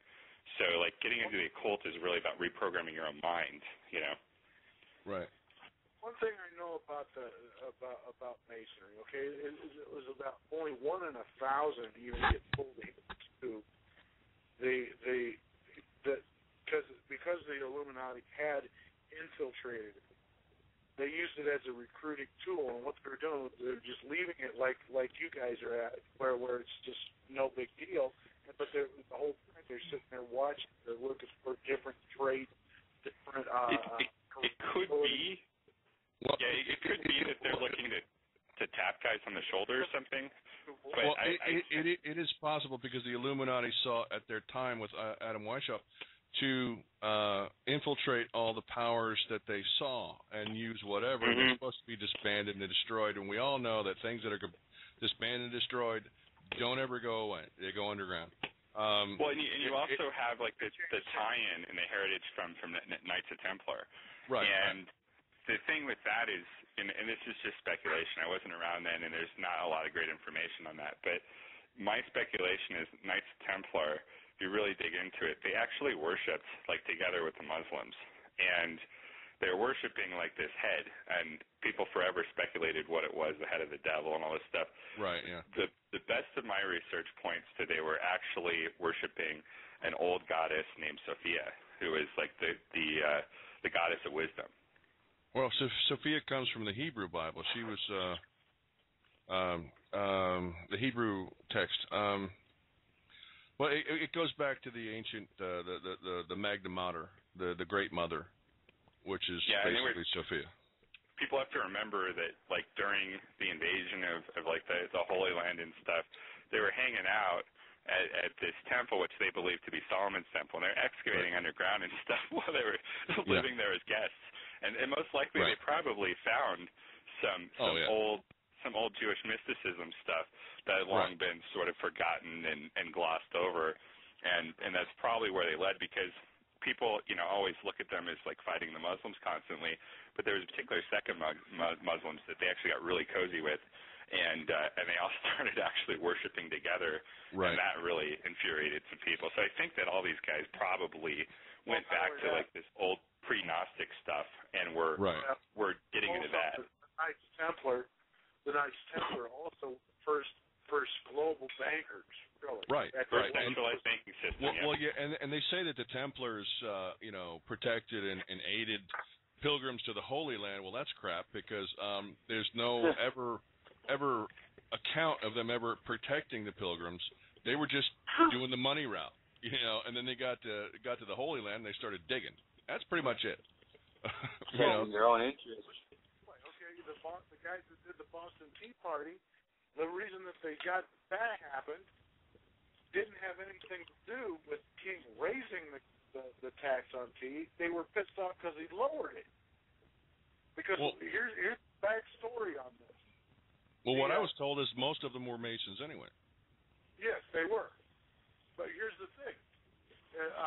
What they were doing was they were smuggling tea in from China. But while they were also smuggling tea in from China, they were bringing back opium as well.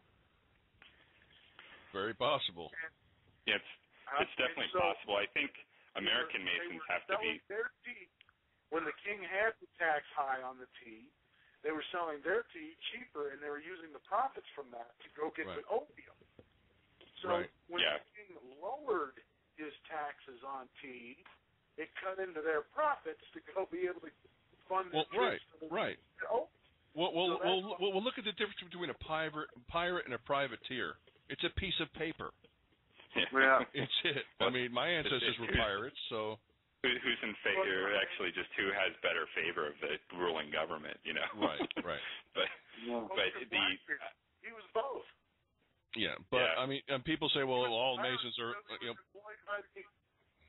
he was a pirate until he was employed by the East India Trading Company. I think the important thing too to remember about Masonry is that you have kind of two different groups floating around the United States. You have, I think it's AM Masons and then AFAM, right. And they have different rules. Well, yeah. There's the ancient, and then there's the more modern, and then you have the Prince Hall. But correct, yeah. But the important thing I think about American Masonry is if you look back to the founding of this country, you have to realize that like a lot of the founders and stuff were Masons, but when they came over here, they were forming their own lodges and stuff, and you didn't have the social pressure like you did in Europe. Right. So they ended up breaking a lot of rules and stuff. Like, for instance, our first lodges, where a lot of the founders and stuff met, they were right above a bar. So these guys would get liquored up and they go to lodge. And like a modern American lodge, you cannot do that at all. No. Right? Like they were doing their own stuff, you know. Well, Masons are forbidden from selling liquor. Not anymore. Not anymore. What? They changed the law? Where was I? Yep. Sorry. In Boston, where they had the Boston Tea Party, they started that was they planned it at the Green Dragon. Green Dragon Pub, yeah. Green Dragon Inn. Yeah. Which was their lodge. Yeah. Well, yeah. Well, I mean, there's the first King Solomon #1, and that's in Georgia, on the coast in Savannah. I've actually been there. Really old, nice building. But people say all the Freemasons are Illuminati. Okay, well, we'll slow your roll. If you've ever gone to a lodge meeting, or even if the lodge is not meeting, if you go there and be respectful and not be a retard, they'll show you the inside of the lodge. It's no big secret, honestly. Well, that's the big thing is people say it's a secret society, but if it was a secret society, you wouldn't know about it. Like, it's a society with secrets, but, I mean, It's really easy to find a lodge. They're listed in the phone books. Like, secret societies don't list their meeting places in phone books. But there's lots of people that don't know how to keep their mouth shut either, and there's always going to be someone that slips, no matter even if it's secret or not. Well, you'll have people say, all Masons... When they're talking about the secret society end of it, they're talking about that 1 in 1,000 that I was talking about. Right. Well, I mean, any group could be infiltrated and whatever. But, I mean, some of these people just come out of the wall, because you're a Mason, I won't talk to you, you're a Illuminati. I'm like, if you've ever been to a lodge supper and having these guys standing around trying to figure out what they're going to have, you'll realize that Masons aren't the Illuminati trying to take over the world. No. And I don't advocate that. I differentiate. When I talk about these things, I differentiate. Right. The difference the Masons and the Illuminati end of it. Also, I think. Oh, go ahead. I'm really looking at it. I don't try to lump everybody into that one big thing because I know better. I know that that's not the case. Well, now I've even told people that. How do you know they're Illuminati? Well, I believe that Illuminati is still around and still exists. However, you're talking about just separate Illuminati from the people that we're talking about as far as the interbloodlined people controlling the Federal Reserve banks in the countries and controlling the money. Okay? These people, these insidious unknown or supposedly unknown people, the Council of 300 and the whole 9 yards, what if they're just using the Illuminati because it's convenient and it feels good? Because I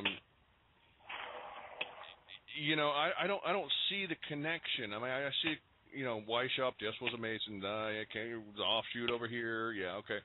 But, these people are insidious. And I've actually read some Illuminati stuff that doesn't mesh with what these other people are into.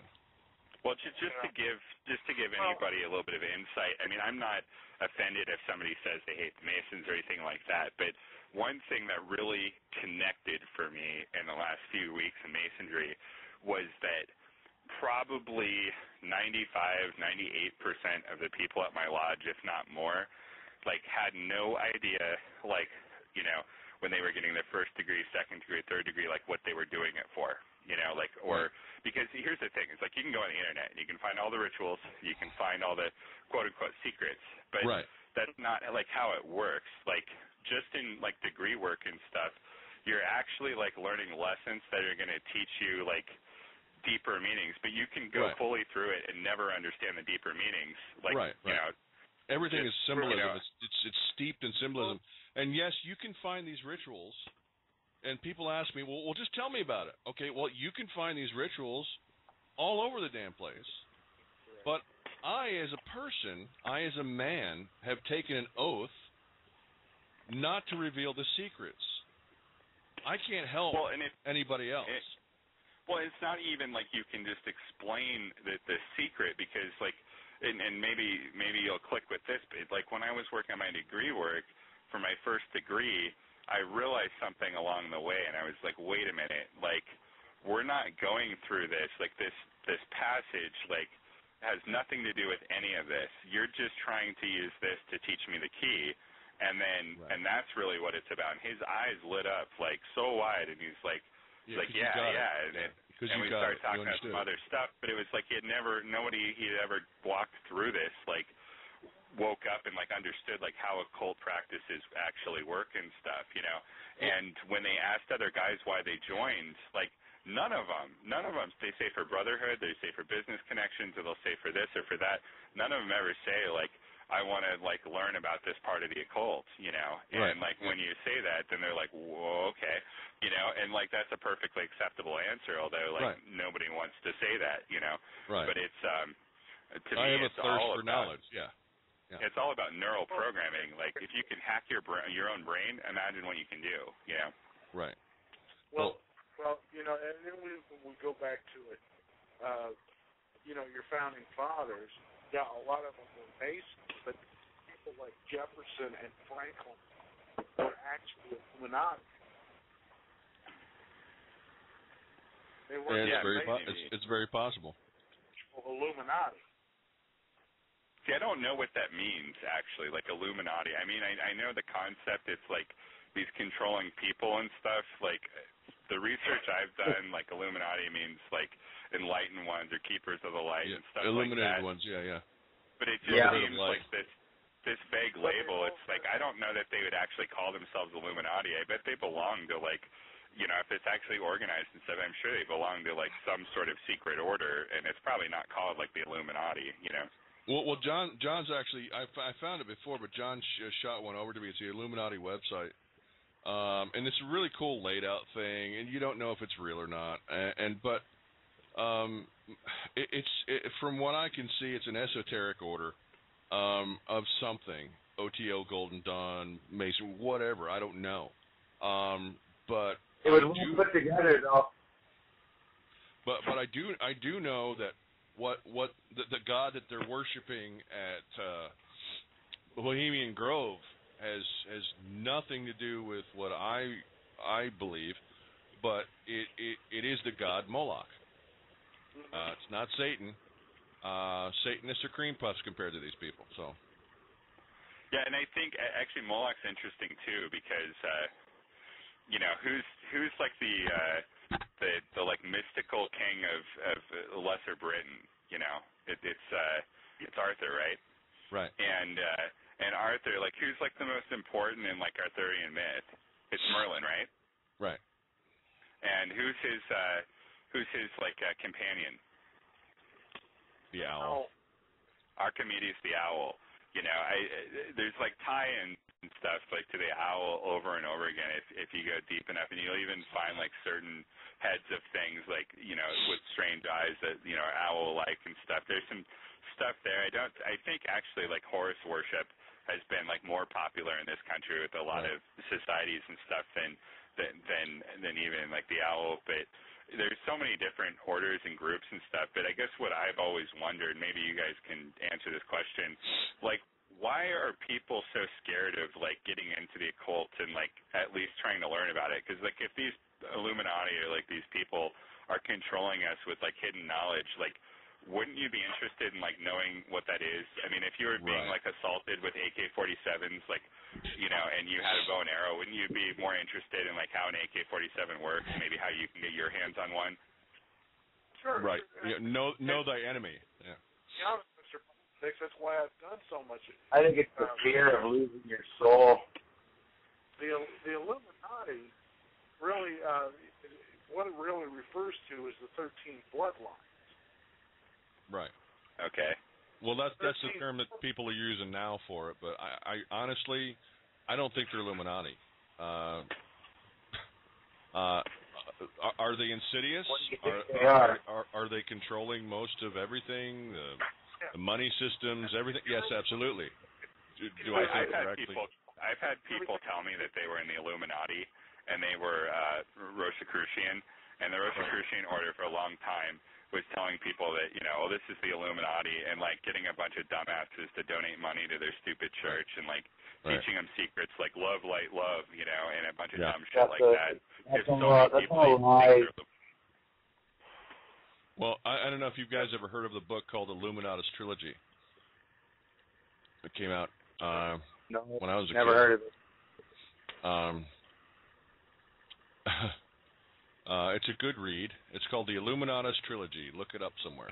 You'll be able to find it. It's a big ass book with an eye on the front of it and a triangle. Some of it is actually a fictitious account. It's a fictionalized narrative, but it's a good read. And it delves into all the mystical, magical societies, Golden Dawn, OTO, the whole nine yards. Is there such a society? Most likely.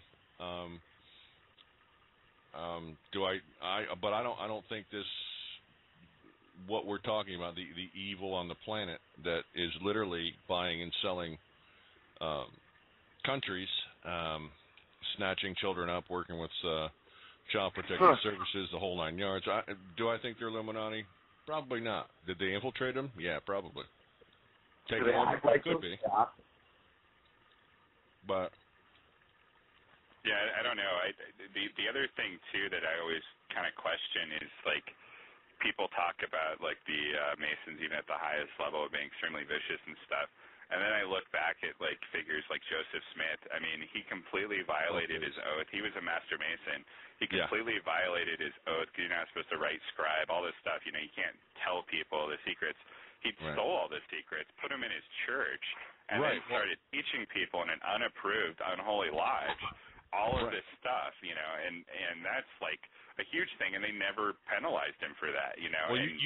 Well, you probably just blew people's mind because most people I know a friend of mine who's Mason and Latter-day Saints, and most people don't know that most of that religion, that created religion, is just based on Masonry. Oh yeah, all the symbols on the magic underwear and like all the secrets of the temple. I mean, it's funny because I know a guy who's actually got like a key to the temple or whatever. And he knows all the secrets, and I was telling him like those aren't secrets, you know. And I started going through like various things like how do you know about that? And it's like because you guys ripped everything off, like it wasn't yours to begin with, you know. Okay, that's where all the symbology and all the geometry and stuff that they use and talk about, and the higher temple or whatever they call it. It's all ripped off from Masonry, and it's funny. And the Masons never penalized him for that. They can't be that insidious if they never. I mean, he took an oath saying that he would have his tongue ripped out and be buried neck deep in like burning sands, you know, and they never did anything to him. So I mean, obviously they're not that vicious, you know, if they didn't penalize somebody like him. Well, look at Scientology from L. Ron Hubbard. If you go back and you find a book called The Key of Solomon the King. It's an occult book. Watch out, you might lose your soul. It's called Key of Solomon the King. It's a direct ripoff to Dianetics. You read that, you read Dianetics, and you just look at it and go, he ripped this whole thing off. Some of the things he didn't even bother to change. Oh, yeah, and like what's the book that Masons like start with, right? It's King Solomon and his followers. Right. That's the book that like every Mason starts with, And those are sold at like Barnes and Noble and Borders Bookstore and stuff. You can buy them online, and that has all of the work in it to become a Master Mason. Like everything you need to know about the lodge and everything is in that. And they used to be keyed. They're not even keyed anymore because like the key isn't even that important. It's more like the oral tradition and going through some of these exercises I would call silly, and like actually you either it snaps and you realize that there's more meaning to it, or people just go through the motions. And most of them just go through the motions, pay their dues, and live happily ever after. Yeah. Right, and they never delve into the mysteries. And like I tell people, I blow people's minds about this religion stuff. Like we're talking about, like, wait a minute, it was created by this? Yeah, go look, go research. And it's just like the early Christians in the British Isles and the Druids. The Druids had a 15-year college to become a Druid. And Druid is actually a title. They never really call themselves that. It's an honorary title. And basically, the early Christians studied in the Druidic colleges, and the Druids studied in the Christian monasteries. So these are the downtrodden, evil Druids that did human sacrifice. But the early Christians to the British Isles had no problem with them. Matter of fact, they switched schools and swapped back and forth. Oh yeah. Oh, it's really funny actually if you look at like the early Druids and like what's left that we know about them, and then you look at like Catholicism and Orthodox Christianity. All of the costumes stuff are there, and the rituals are ripped off, and you can see the similarities. And what's funny too is actually that the Druids had some of the first universities. They were some of the first lawyers that actually created laws and stuff in that region, and then they were massacred, and then the Christians were left living in pre-Dark Ages actually for some time after they massacred all the Druids, because they destroyed all the learned people in their society. Right. I know Druidism was the precursor to alchemy, which was like you said, doctors. What pharmaceutical? Well, a druid would call that science, or medicine. It's just that's where alchemy started. With actually the science of looking into the different herbology. Well, if you mention alchemy to anybody who's a modern day Bible thumper, they go, "Oh, it's evil." Really? Yeah. We didn't get to the moon. We didn't get to the moon without that. So if you actually look to early Christianity and you look to a lot of ancient pieces of the Jewish religion, mysticism's everywhere. It's like this foreign thing in the modern age, which is probably why a lot of kids become pagans and stuff, because they realize that there's no mysticism in their religion. But it was there at one point. And what's really funny, too, is that with the Druids, you sort of had like kind of two schools of practitioners. Right. You had, the Druids that were, sort of learned, and they really studied on like, elements and magic and stuff.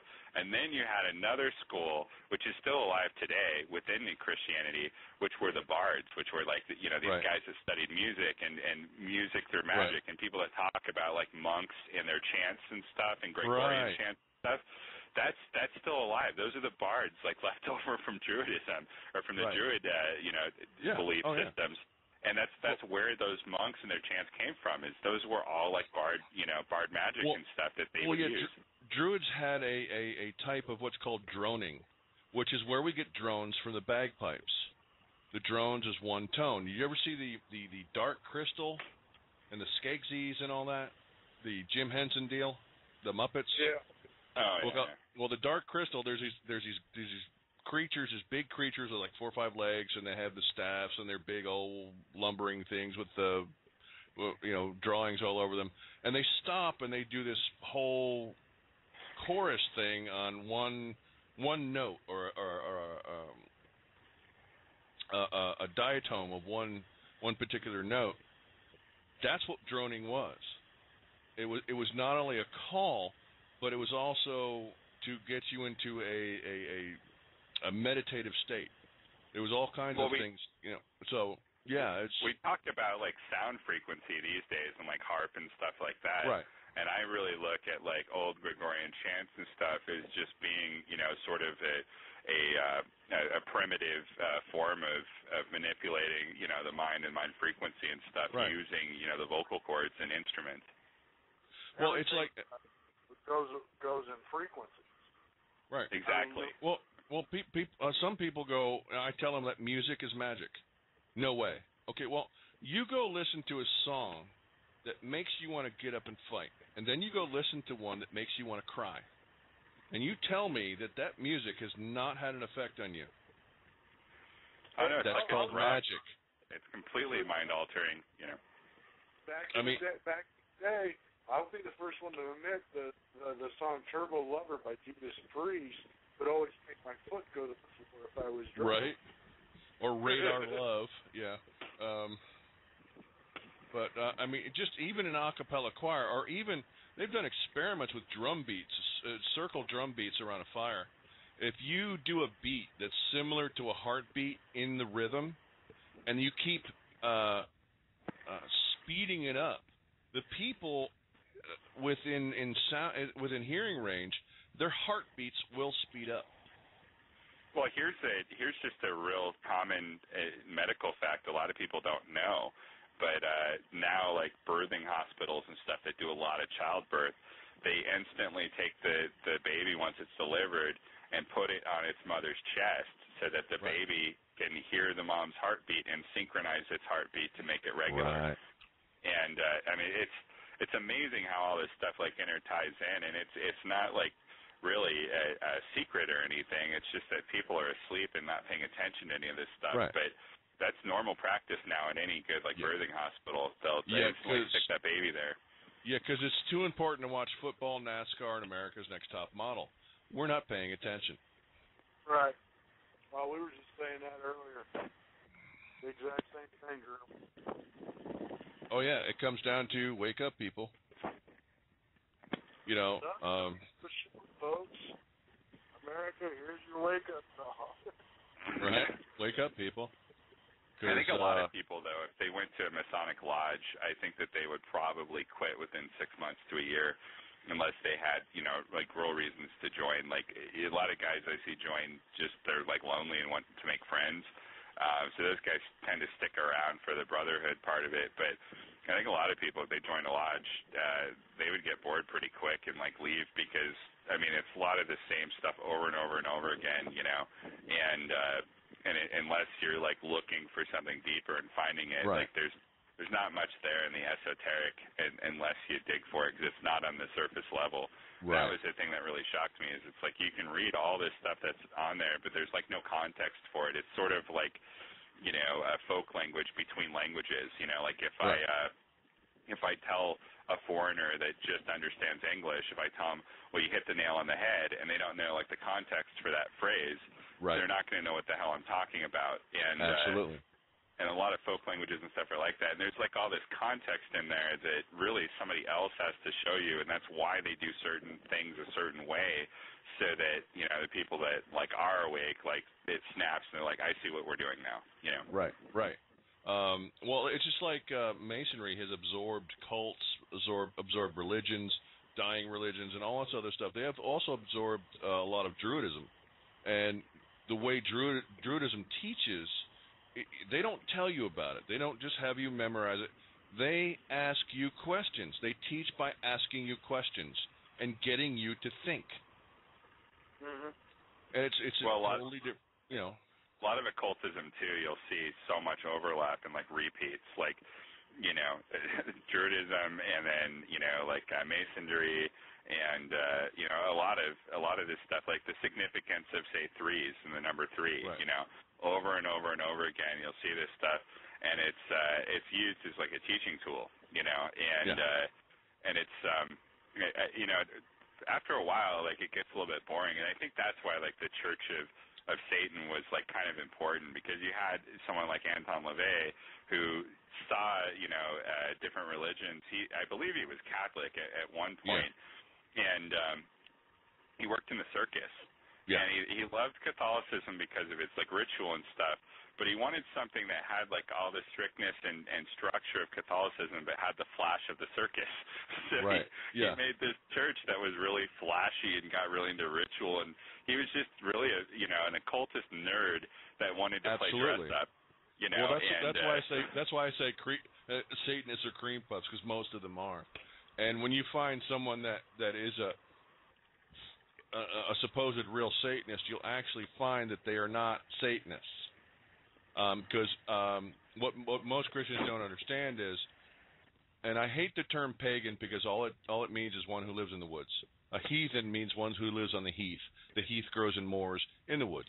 And they wanted to get the people out of the woods into the towns to pay taxes and pay tithes for the king and the church. So most of your pagan religions, almost all of them that I know of, I tell people, they're like, well, that's satanic, or you're going to hell. I don't believe in a hell. Satan is a Christian concept. It has no bearing on me. If you were living, in anywhere near, like the modern UK, and you were a Christian, and you lived, too far to attend a church, you would have been actually called a pagan, because it was really for people that weren't, and they were Christians. I mean, they believed in Jesus Christ, but they didn't attend church because they lived too far, or they didn't like something about the church. They weren't participating in the organized side of the religion.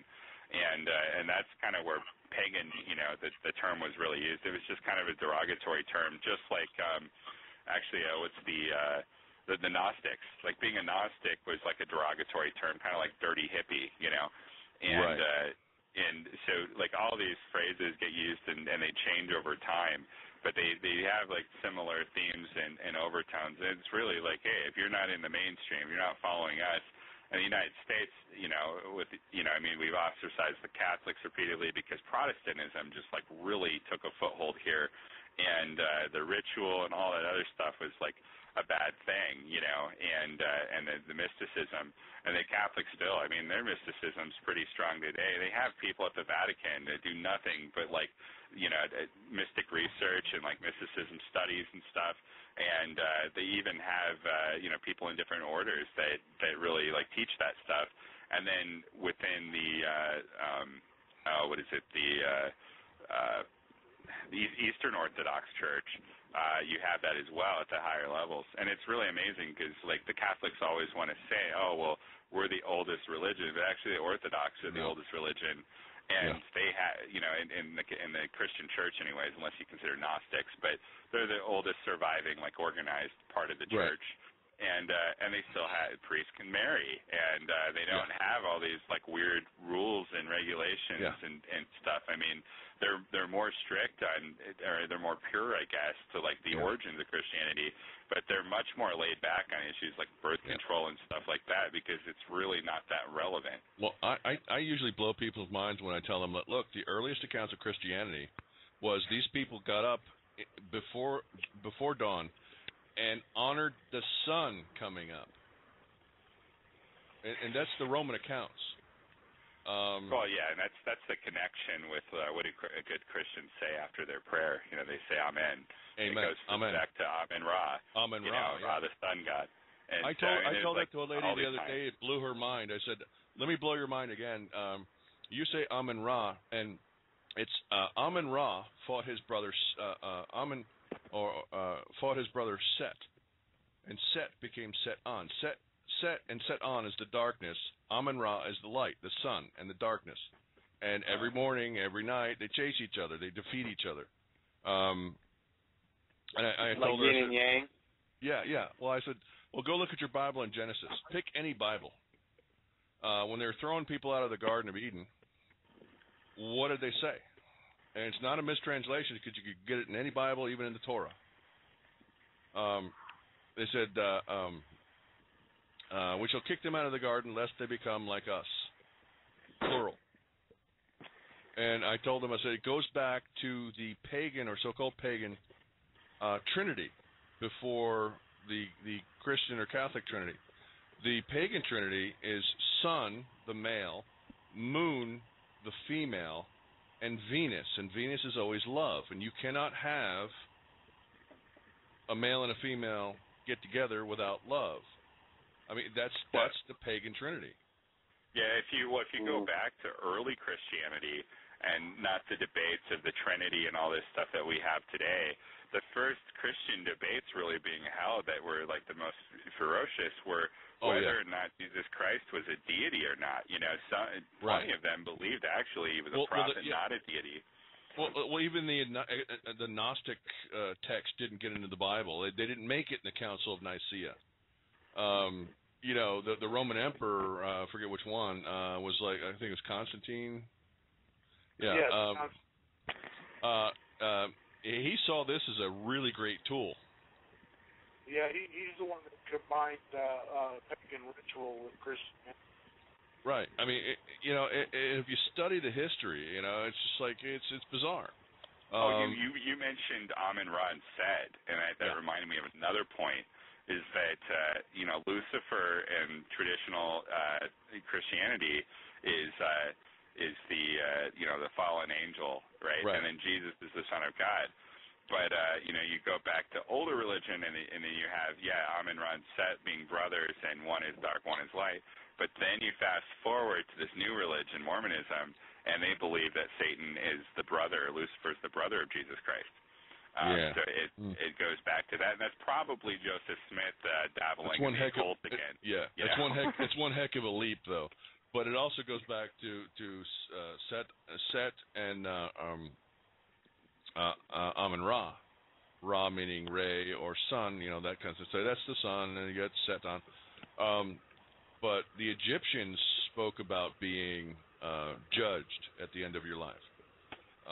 All of that stuff. It's like I tell people, well, if you told somebody 100 years or 1,000 years before Christ, or what people say when Christ was supposed to have been on the planet, or the person that Christianity, our modern Christianity, is based on.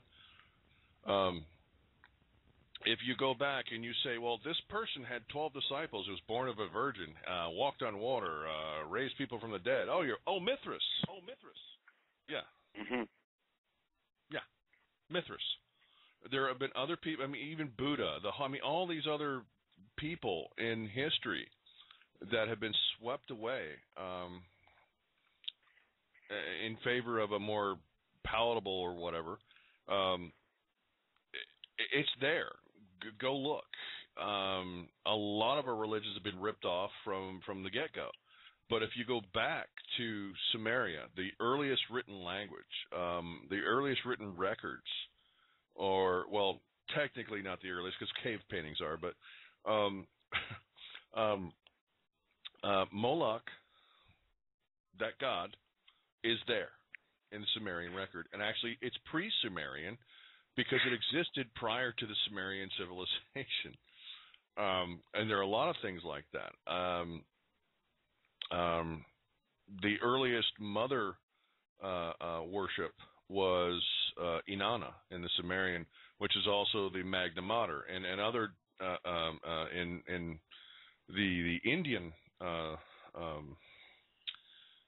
religion is Kali, and most modern Christians look at the Indian religion, the Hindu, looking at Kali.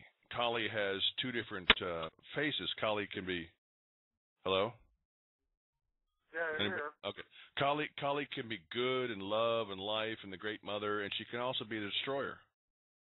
Well, look in the Bible about God. God is love, God is this, but God also destroyed cities. You know, so it's like, you know, you look at the Hindu and their gods and what they believe, and it's most modern people in America can't get their heads wrapped around these dualities and triple deities and whatnot. And you know, they look upon the pagan, you're worshiping the Lord and the Lady. Well, the Lord and the Lady are symbolic for the sun and the moon, the male and the female, and Venus, the love between them. I mean, it's just, and there's offshoots of that, of course, but that's just, you know, simplifying all the so-called pagan religions as far as the witch Wicca, because witch and Wicca is two different things. People don't know that. Druidism, all kinds of stuff. You go back to that. A lot of these things have been, just follow it back. This is what I've tried to do all my life. I started studying at the age of 12, 13 because I wanted to know. And I had some issues with the minister because I had questions. Because in the New Testament, there's a lot of things that don't make sense.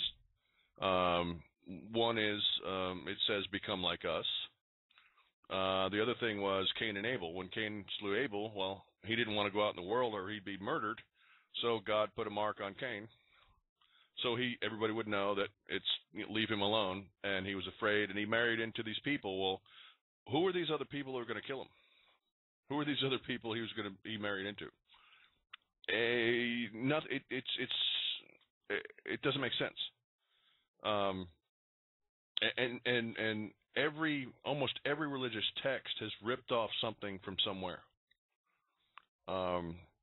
Even the Hebrew people, even the Torah, there are things in there that are from older religions. I mean, if you look at the story of Noah, I mean, there's the Sumerian flood story, the Epic of Gilgamesh.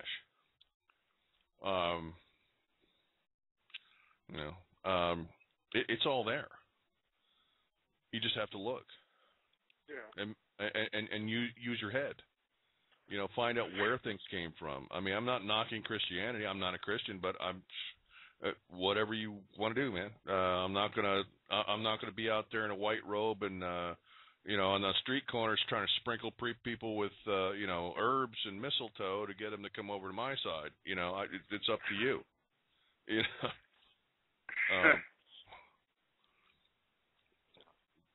Did we lose the other guy, the other Mason that came out?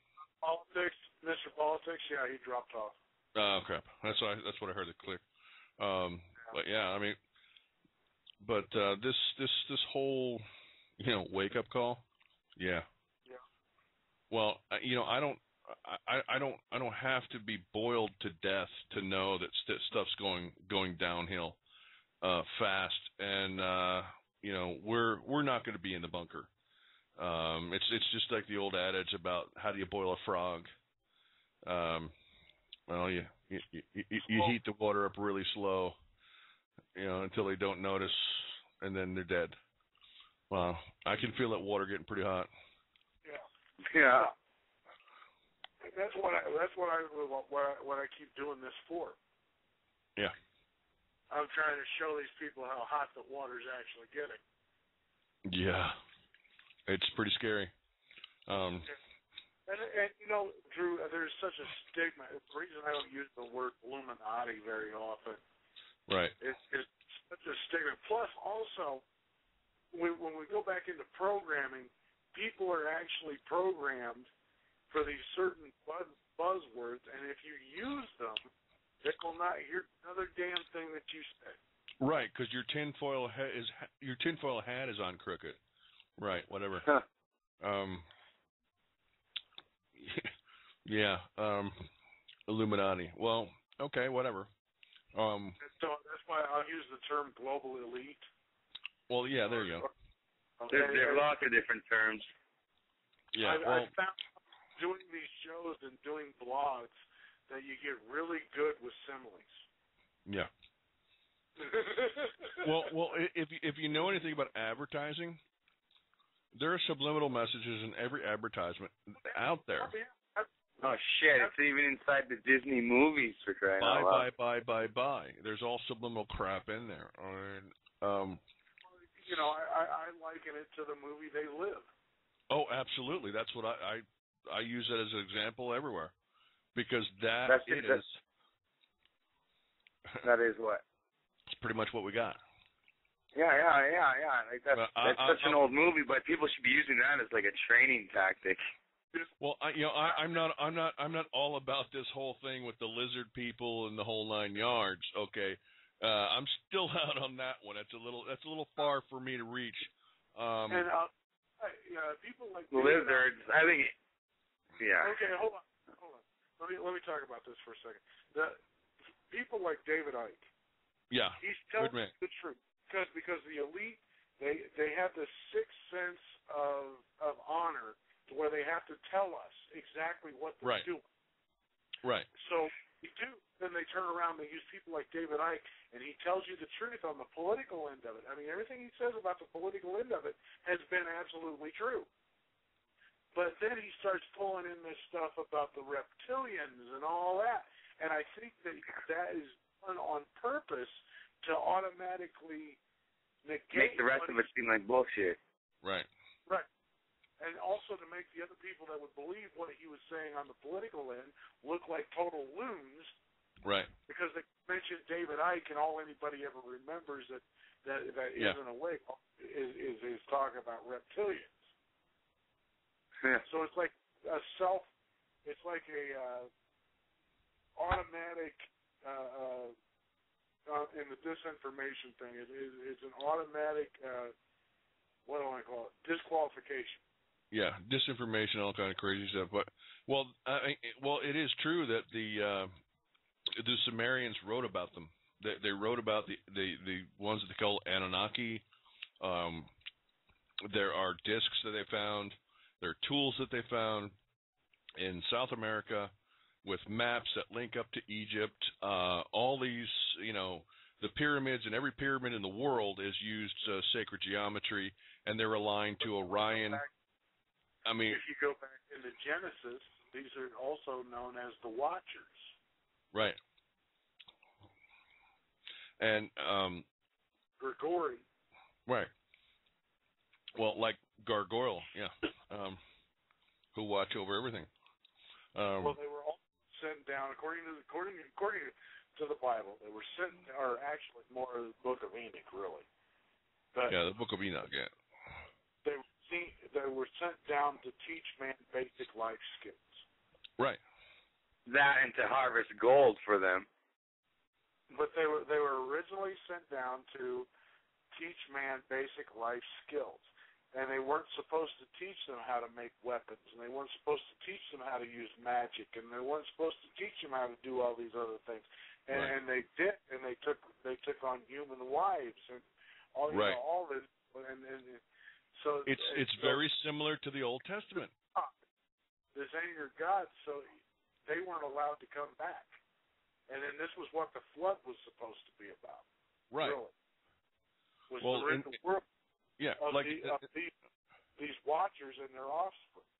Right, and there's discs that were found in South America on the west coast of South America, northwest, that shows in these it's very unique stone and has unique properties.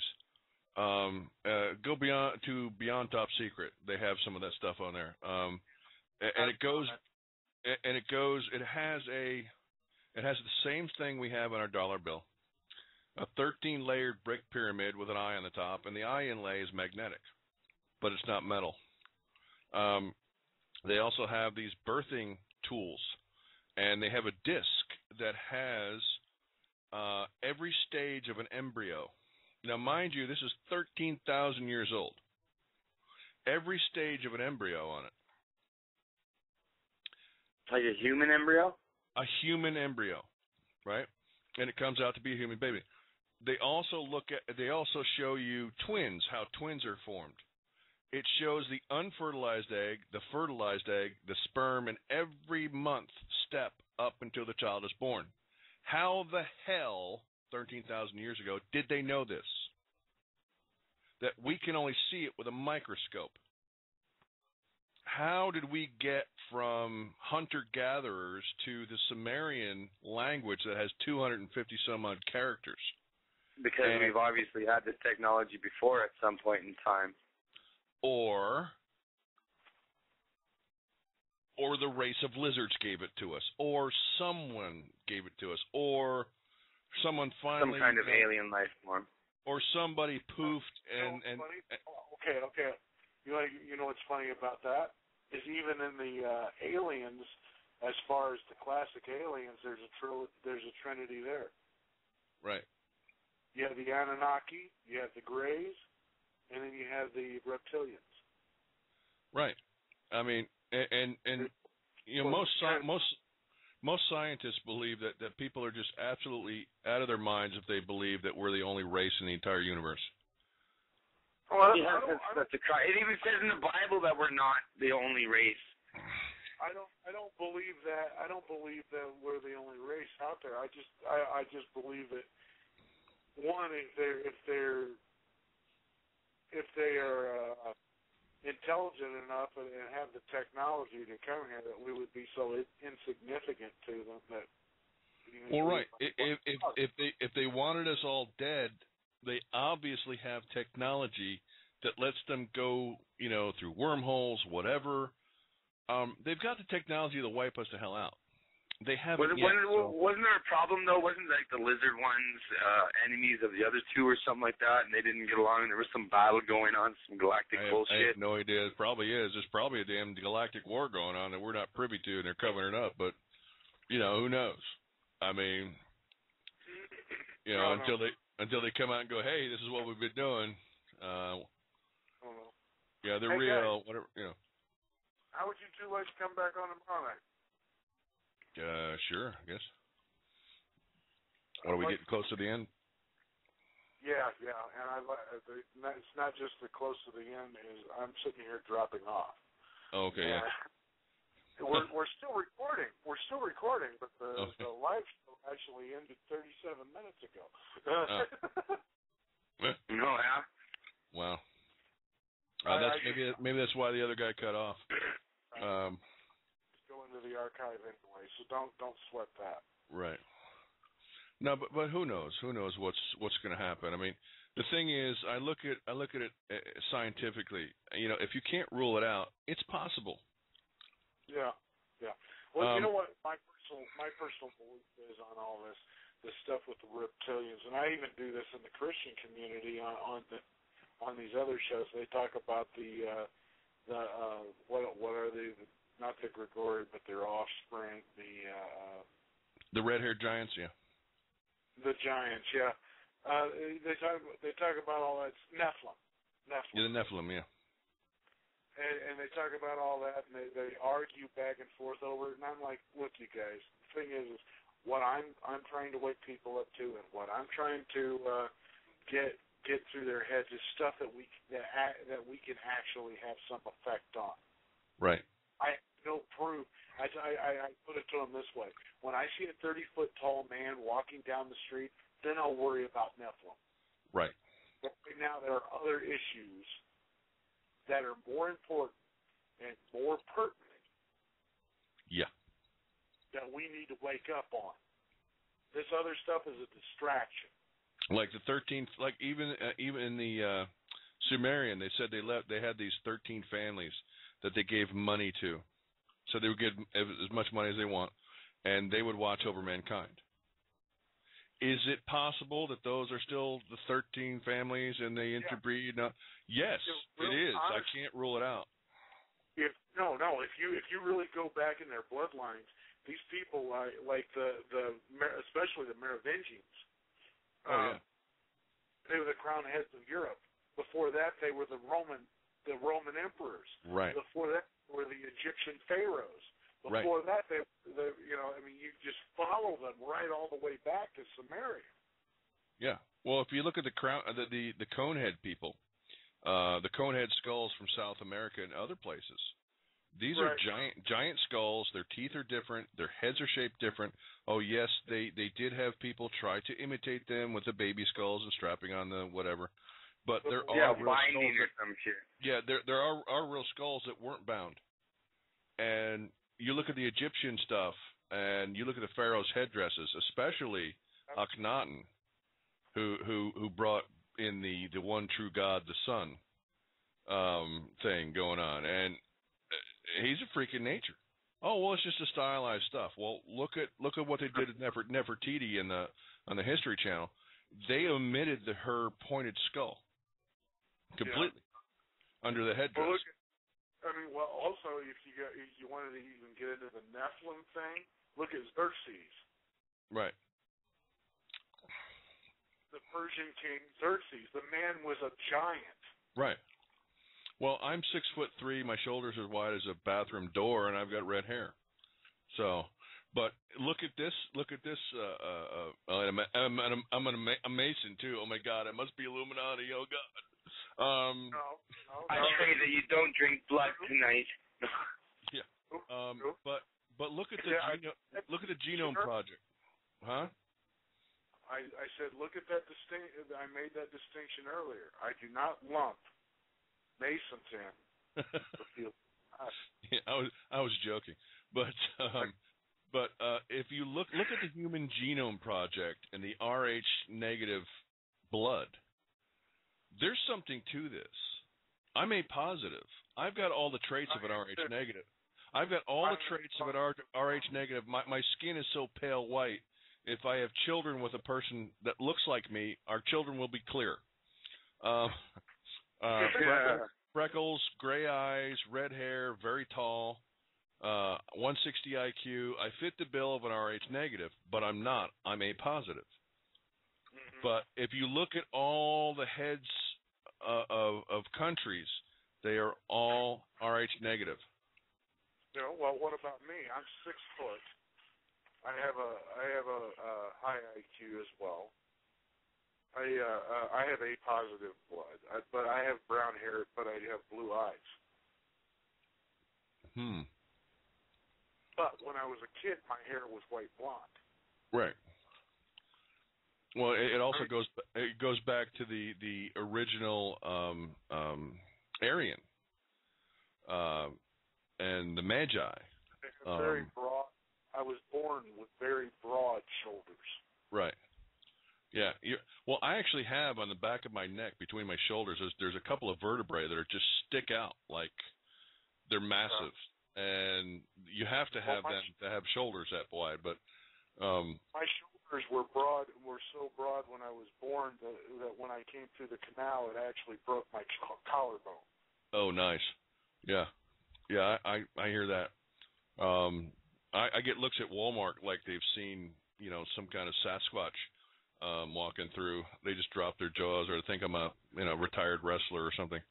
They probably think you're the friendly giant going to pick up a set of little chairs for your show. Yeah, no, actually, I'm going to pick up. I'm trying to find some babies in the baby section so I can actually eat them. Yeah, whatever. But yeah, it's quite bizarre, all this stuff, all the tie-ins. The thing with Mickey Mouse and the Giant, where they redid Jack and the Beanstalk with Mickey Mouse. Mm-hmm. Oh yeah, I remember that. That giant had red hair. Yeah. Oh yeah. Well, a lot of giants are actually depicted as having red hair in most stories. The Irish accounts, the Firbolg, the two giant red-haired giants of the Tuatha De Danann fighting over a photo. I forget what they fought over, but the one threw the other one into the sea, and there's a giant's causeway between England and Ireland, and the whole. I mean, just the stories, that go back, that are very biblical about, and the accounts of giants back in the day. There was this one woman that gave birth to a red-haired, covered in fur giant. Big, hairy, red giant. Interbreeding with the fallen ones. Yeah, and it's really funny that if you go to the blood, the DNA in the blood, what most scientists believe as junk DNA is DNA that hasn't been activated, and we have 30? How many chromosomes? 34. 32, isn't it? 32, and we're the closest relative genetically on the DNA level to an ape. Well, chimpanzee. Well, the last or the second to the last on both of us is fused, which is a rarity in nature. I think it only. And we don't share any of our DNA with any other creature on the planet. Little odd. I talk to people about, when they bring up the racial divide and conquer, that if we were honestly different races, then we wouldn't be able to interbreed. and our offspring would be sterile. Right, like a mule. Yeah. Well, here's what's funny with that. Now, if you take what is it, a positive woman and an RH factor man, a negative RH negative man, and they have a child, the child won't come to term without medical intervention because the blood will kill the child, or vice versa. Yeah, it will literally it will compromise the mother and it will kill the child unless there's medical interventions. And that's what they got the term blue blood from. They didn't want people with this RH negative blood breeding with the positive blood because they knew that would happen. And what's funny is that RH negative blood has more copper in it than it does the iron, like in the positives. This is from what I've been learning. I'm not an expert on this. Somebody can school me, but copper blood can turn blue, i.e. the kings of Europe and whatnot were RH negative or blue bloods. The Rothschilds. Yep. And if you look at a lot of these higher ups, their bloodline pure. Yeah, they're absolutely. They only marry into each other.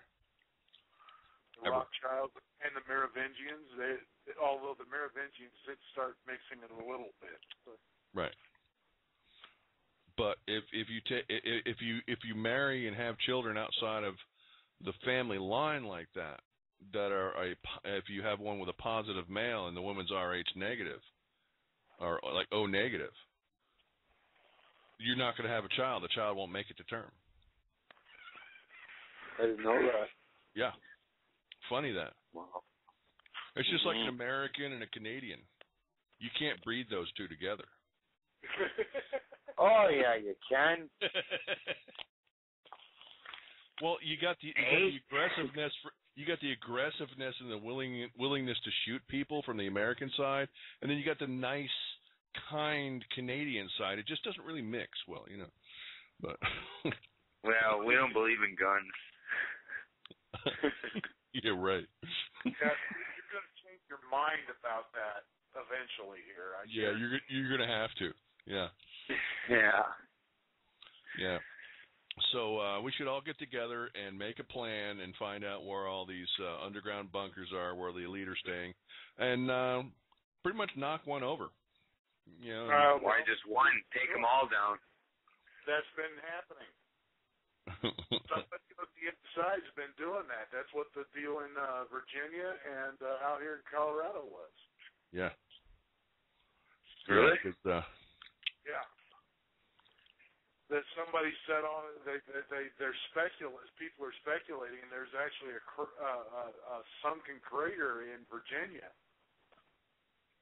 Really? From what they think that somebody set off one of those suitcase nukes in one of these bunkers. And I am so happy. I'd love to find out who these people are because you know they're on the inside of all of this and they know what's going on. But they're like Kennedy. Anonymous. It's an anonymous person. Yeah, right. Well, I mean, I do know. I've been to Denver, and being in the military and all this other stuff, I do know that in Denver there is an underground city. It's a massive underground city. It's supposed to be. Oh, it's right under the airport. It's supposed to be. It was actually built before that airport was built. I'm talking about the old one. That's why the airport was so behind and over budgeted.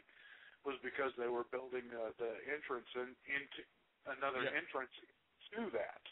Right. Well, I don't know if it's another entrance or whatever, but I knew it was built before that airport was built. That was built that was already in the ground when I was a kid, when I was out there, and it was people talked about it because they worked on it, and it was supposed to be the second U.S. capital if anything happened in a nuclear war. Yeah. Well, that's part of what Cheyenne Mountain's an entrance to. Right. And that was the Strategic Air Command base there. Yeah. But anyway, guys, let's talk about. I'm serious. I want you both back on tomorrow night. All right, we'll try. I'll try, for sure. We're starting to get into some stuff that I really, really love to get talking about even more, especially when we're talking about these underground bases, we're talking about these other things. And this is stuff that's happening in current events, actually. Well, right. Well, let's use a few code words. So we'll get together. We'll train a few teams. We'll train a few teams on how to use love, and we'll go in these underground bunkers and love these people, love all of them individually, and then we'll just take over the home. Don't you feel it? Don't you feel it, Drew? I'm shooting you right now with love bullets. Can't you feel it? Yeah. Sure. I just launched a love missile. I'm going to play a quick song here because I want you to hear this song, and it goes right along with what you were just saying. Okay? Take a listen. Take a listen to the words of this song. All right. I haven't been to church since I don't remember when. Things were going great till they fell apart again. So I listened to the preacher as he told me what to do. He said you can't go hating others who have done wrong to you. Sometimes we get angry, but we must not condemn. Let the good Lord do his job, and you just pray for them. Now listen to the prayer. I pray your brakes go out running down a hill. I pray a flower pot falls from the windowsill and knocks you in the head like I'd like to. I pray your birthday comes and nobody calls. I pray you're flying high when your engine stalls. I pray all your dreams never come true. Just know wherever you are, honey, I pray for you. I love that. Yeah. Is there a YouTube for that? Because I'd love to share that. I'm already feeling better and I thank God for the words. That's hilarious. Yeah, I'm gonna take the high road and do what the preacher told me to do. You keep messing up and I'll keep praying for you. I pray a tire blows out at 110. I pray you pass out drunk with your best friend and wake up with his and her tattoos. My God.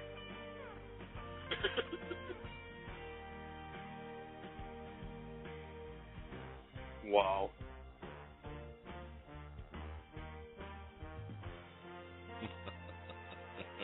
Pray your brakes go out running down a hill.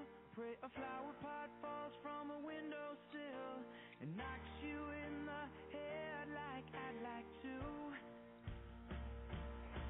I pray your birthday comes and nobody calls. I pray you're flying high when your engine stalls. I pray all your dreams never come true. Just know wherever you are, near or far, in your house or in your car, wherever you are, honey, I pray for you.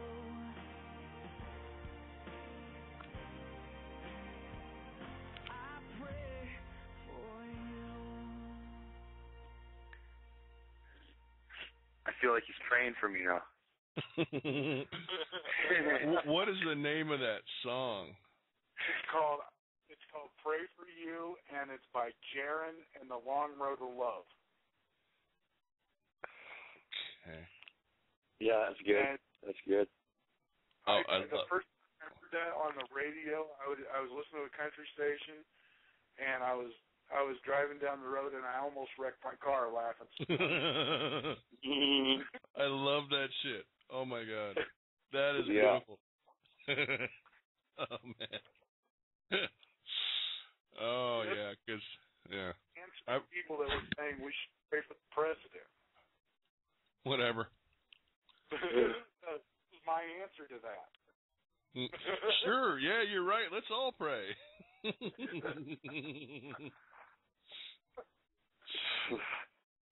I'm sure they are. Oh yeah.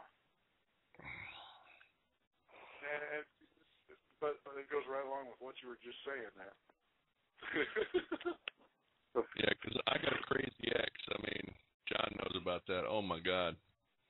Poison, drug with a car, killed my dog, took my Masonic ring, took my kid, disappeared. Yeah. Just took your life. Yeah, I've got a fucking country song, dude. Yeah, I was gonna say just basically your full-on country song. Yeah. Yeah. My dog died and my wife left me. I can't even go to the bathroom to go pee. Well, like you said earlier, you mentioned Santa Cruz, and she's supposed to be disabled. She can't use her arms, and she has panic attacks. But she can joust in a medieval society and sell armor under the table for her boyfriend, fiance, who's still married to somebody else. Go for trips to Disneyland. You go for trips to Disneyland, go to fucking Hawaii, all this other shit. She's on Medicaid. This woman's bonkers. Oh, man, I got pictures of her doing all kinds of stuff with those arms. Riding horses, flapping them, jumping around. Oh, yeah, all kinds of talking good about stuff. the fraud. Talking about the mail order fraud. Oh, yeah. Her boyfriend, it's too much to get into. Left, I just wanted to say, you're talking about getting groups together and everything. You realize, Drew, that this is exactly why I'm ex-military too. This is exactly why we are number one on the top of the list of DHS's domestic terrorists. Yeah, exactly. Yep. To them, you're the terrorist. Well, yeah. Well, they trained us, and they trained the so-called terrorists.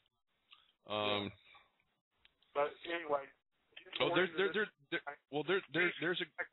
There's a guy that you need to talk to. His name is Van Mark Smith. Van Mark Smith. He's out of Texas. You need to hook up with him on Facebook. Okay. He's a pilot. He can fly anything around. He's dealt with CPS. He's flown all through Central and South America and all kinds of funky little missions, even over to Saudi. Yeah. So. All right. Well, come back tomorrow night. All right, brother. Definitely, definitely. Too, John. Yeah, okay. This is John Anderson from Stolen. Don't forget. All right. Have a good night. All right, later. Okay, bye. Bye.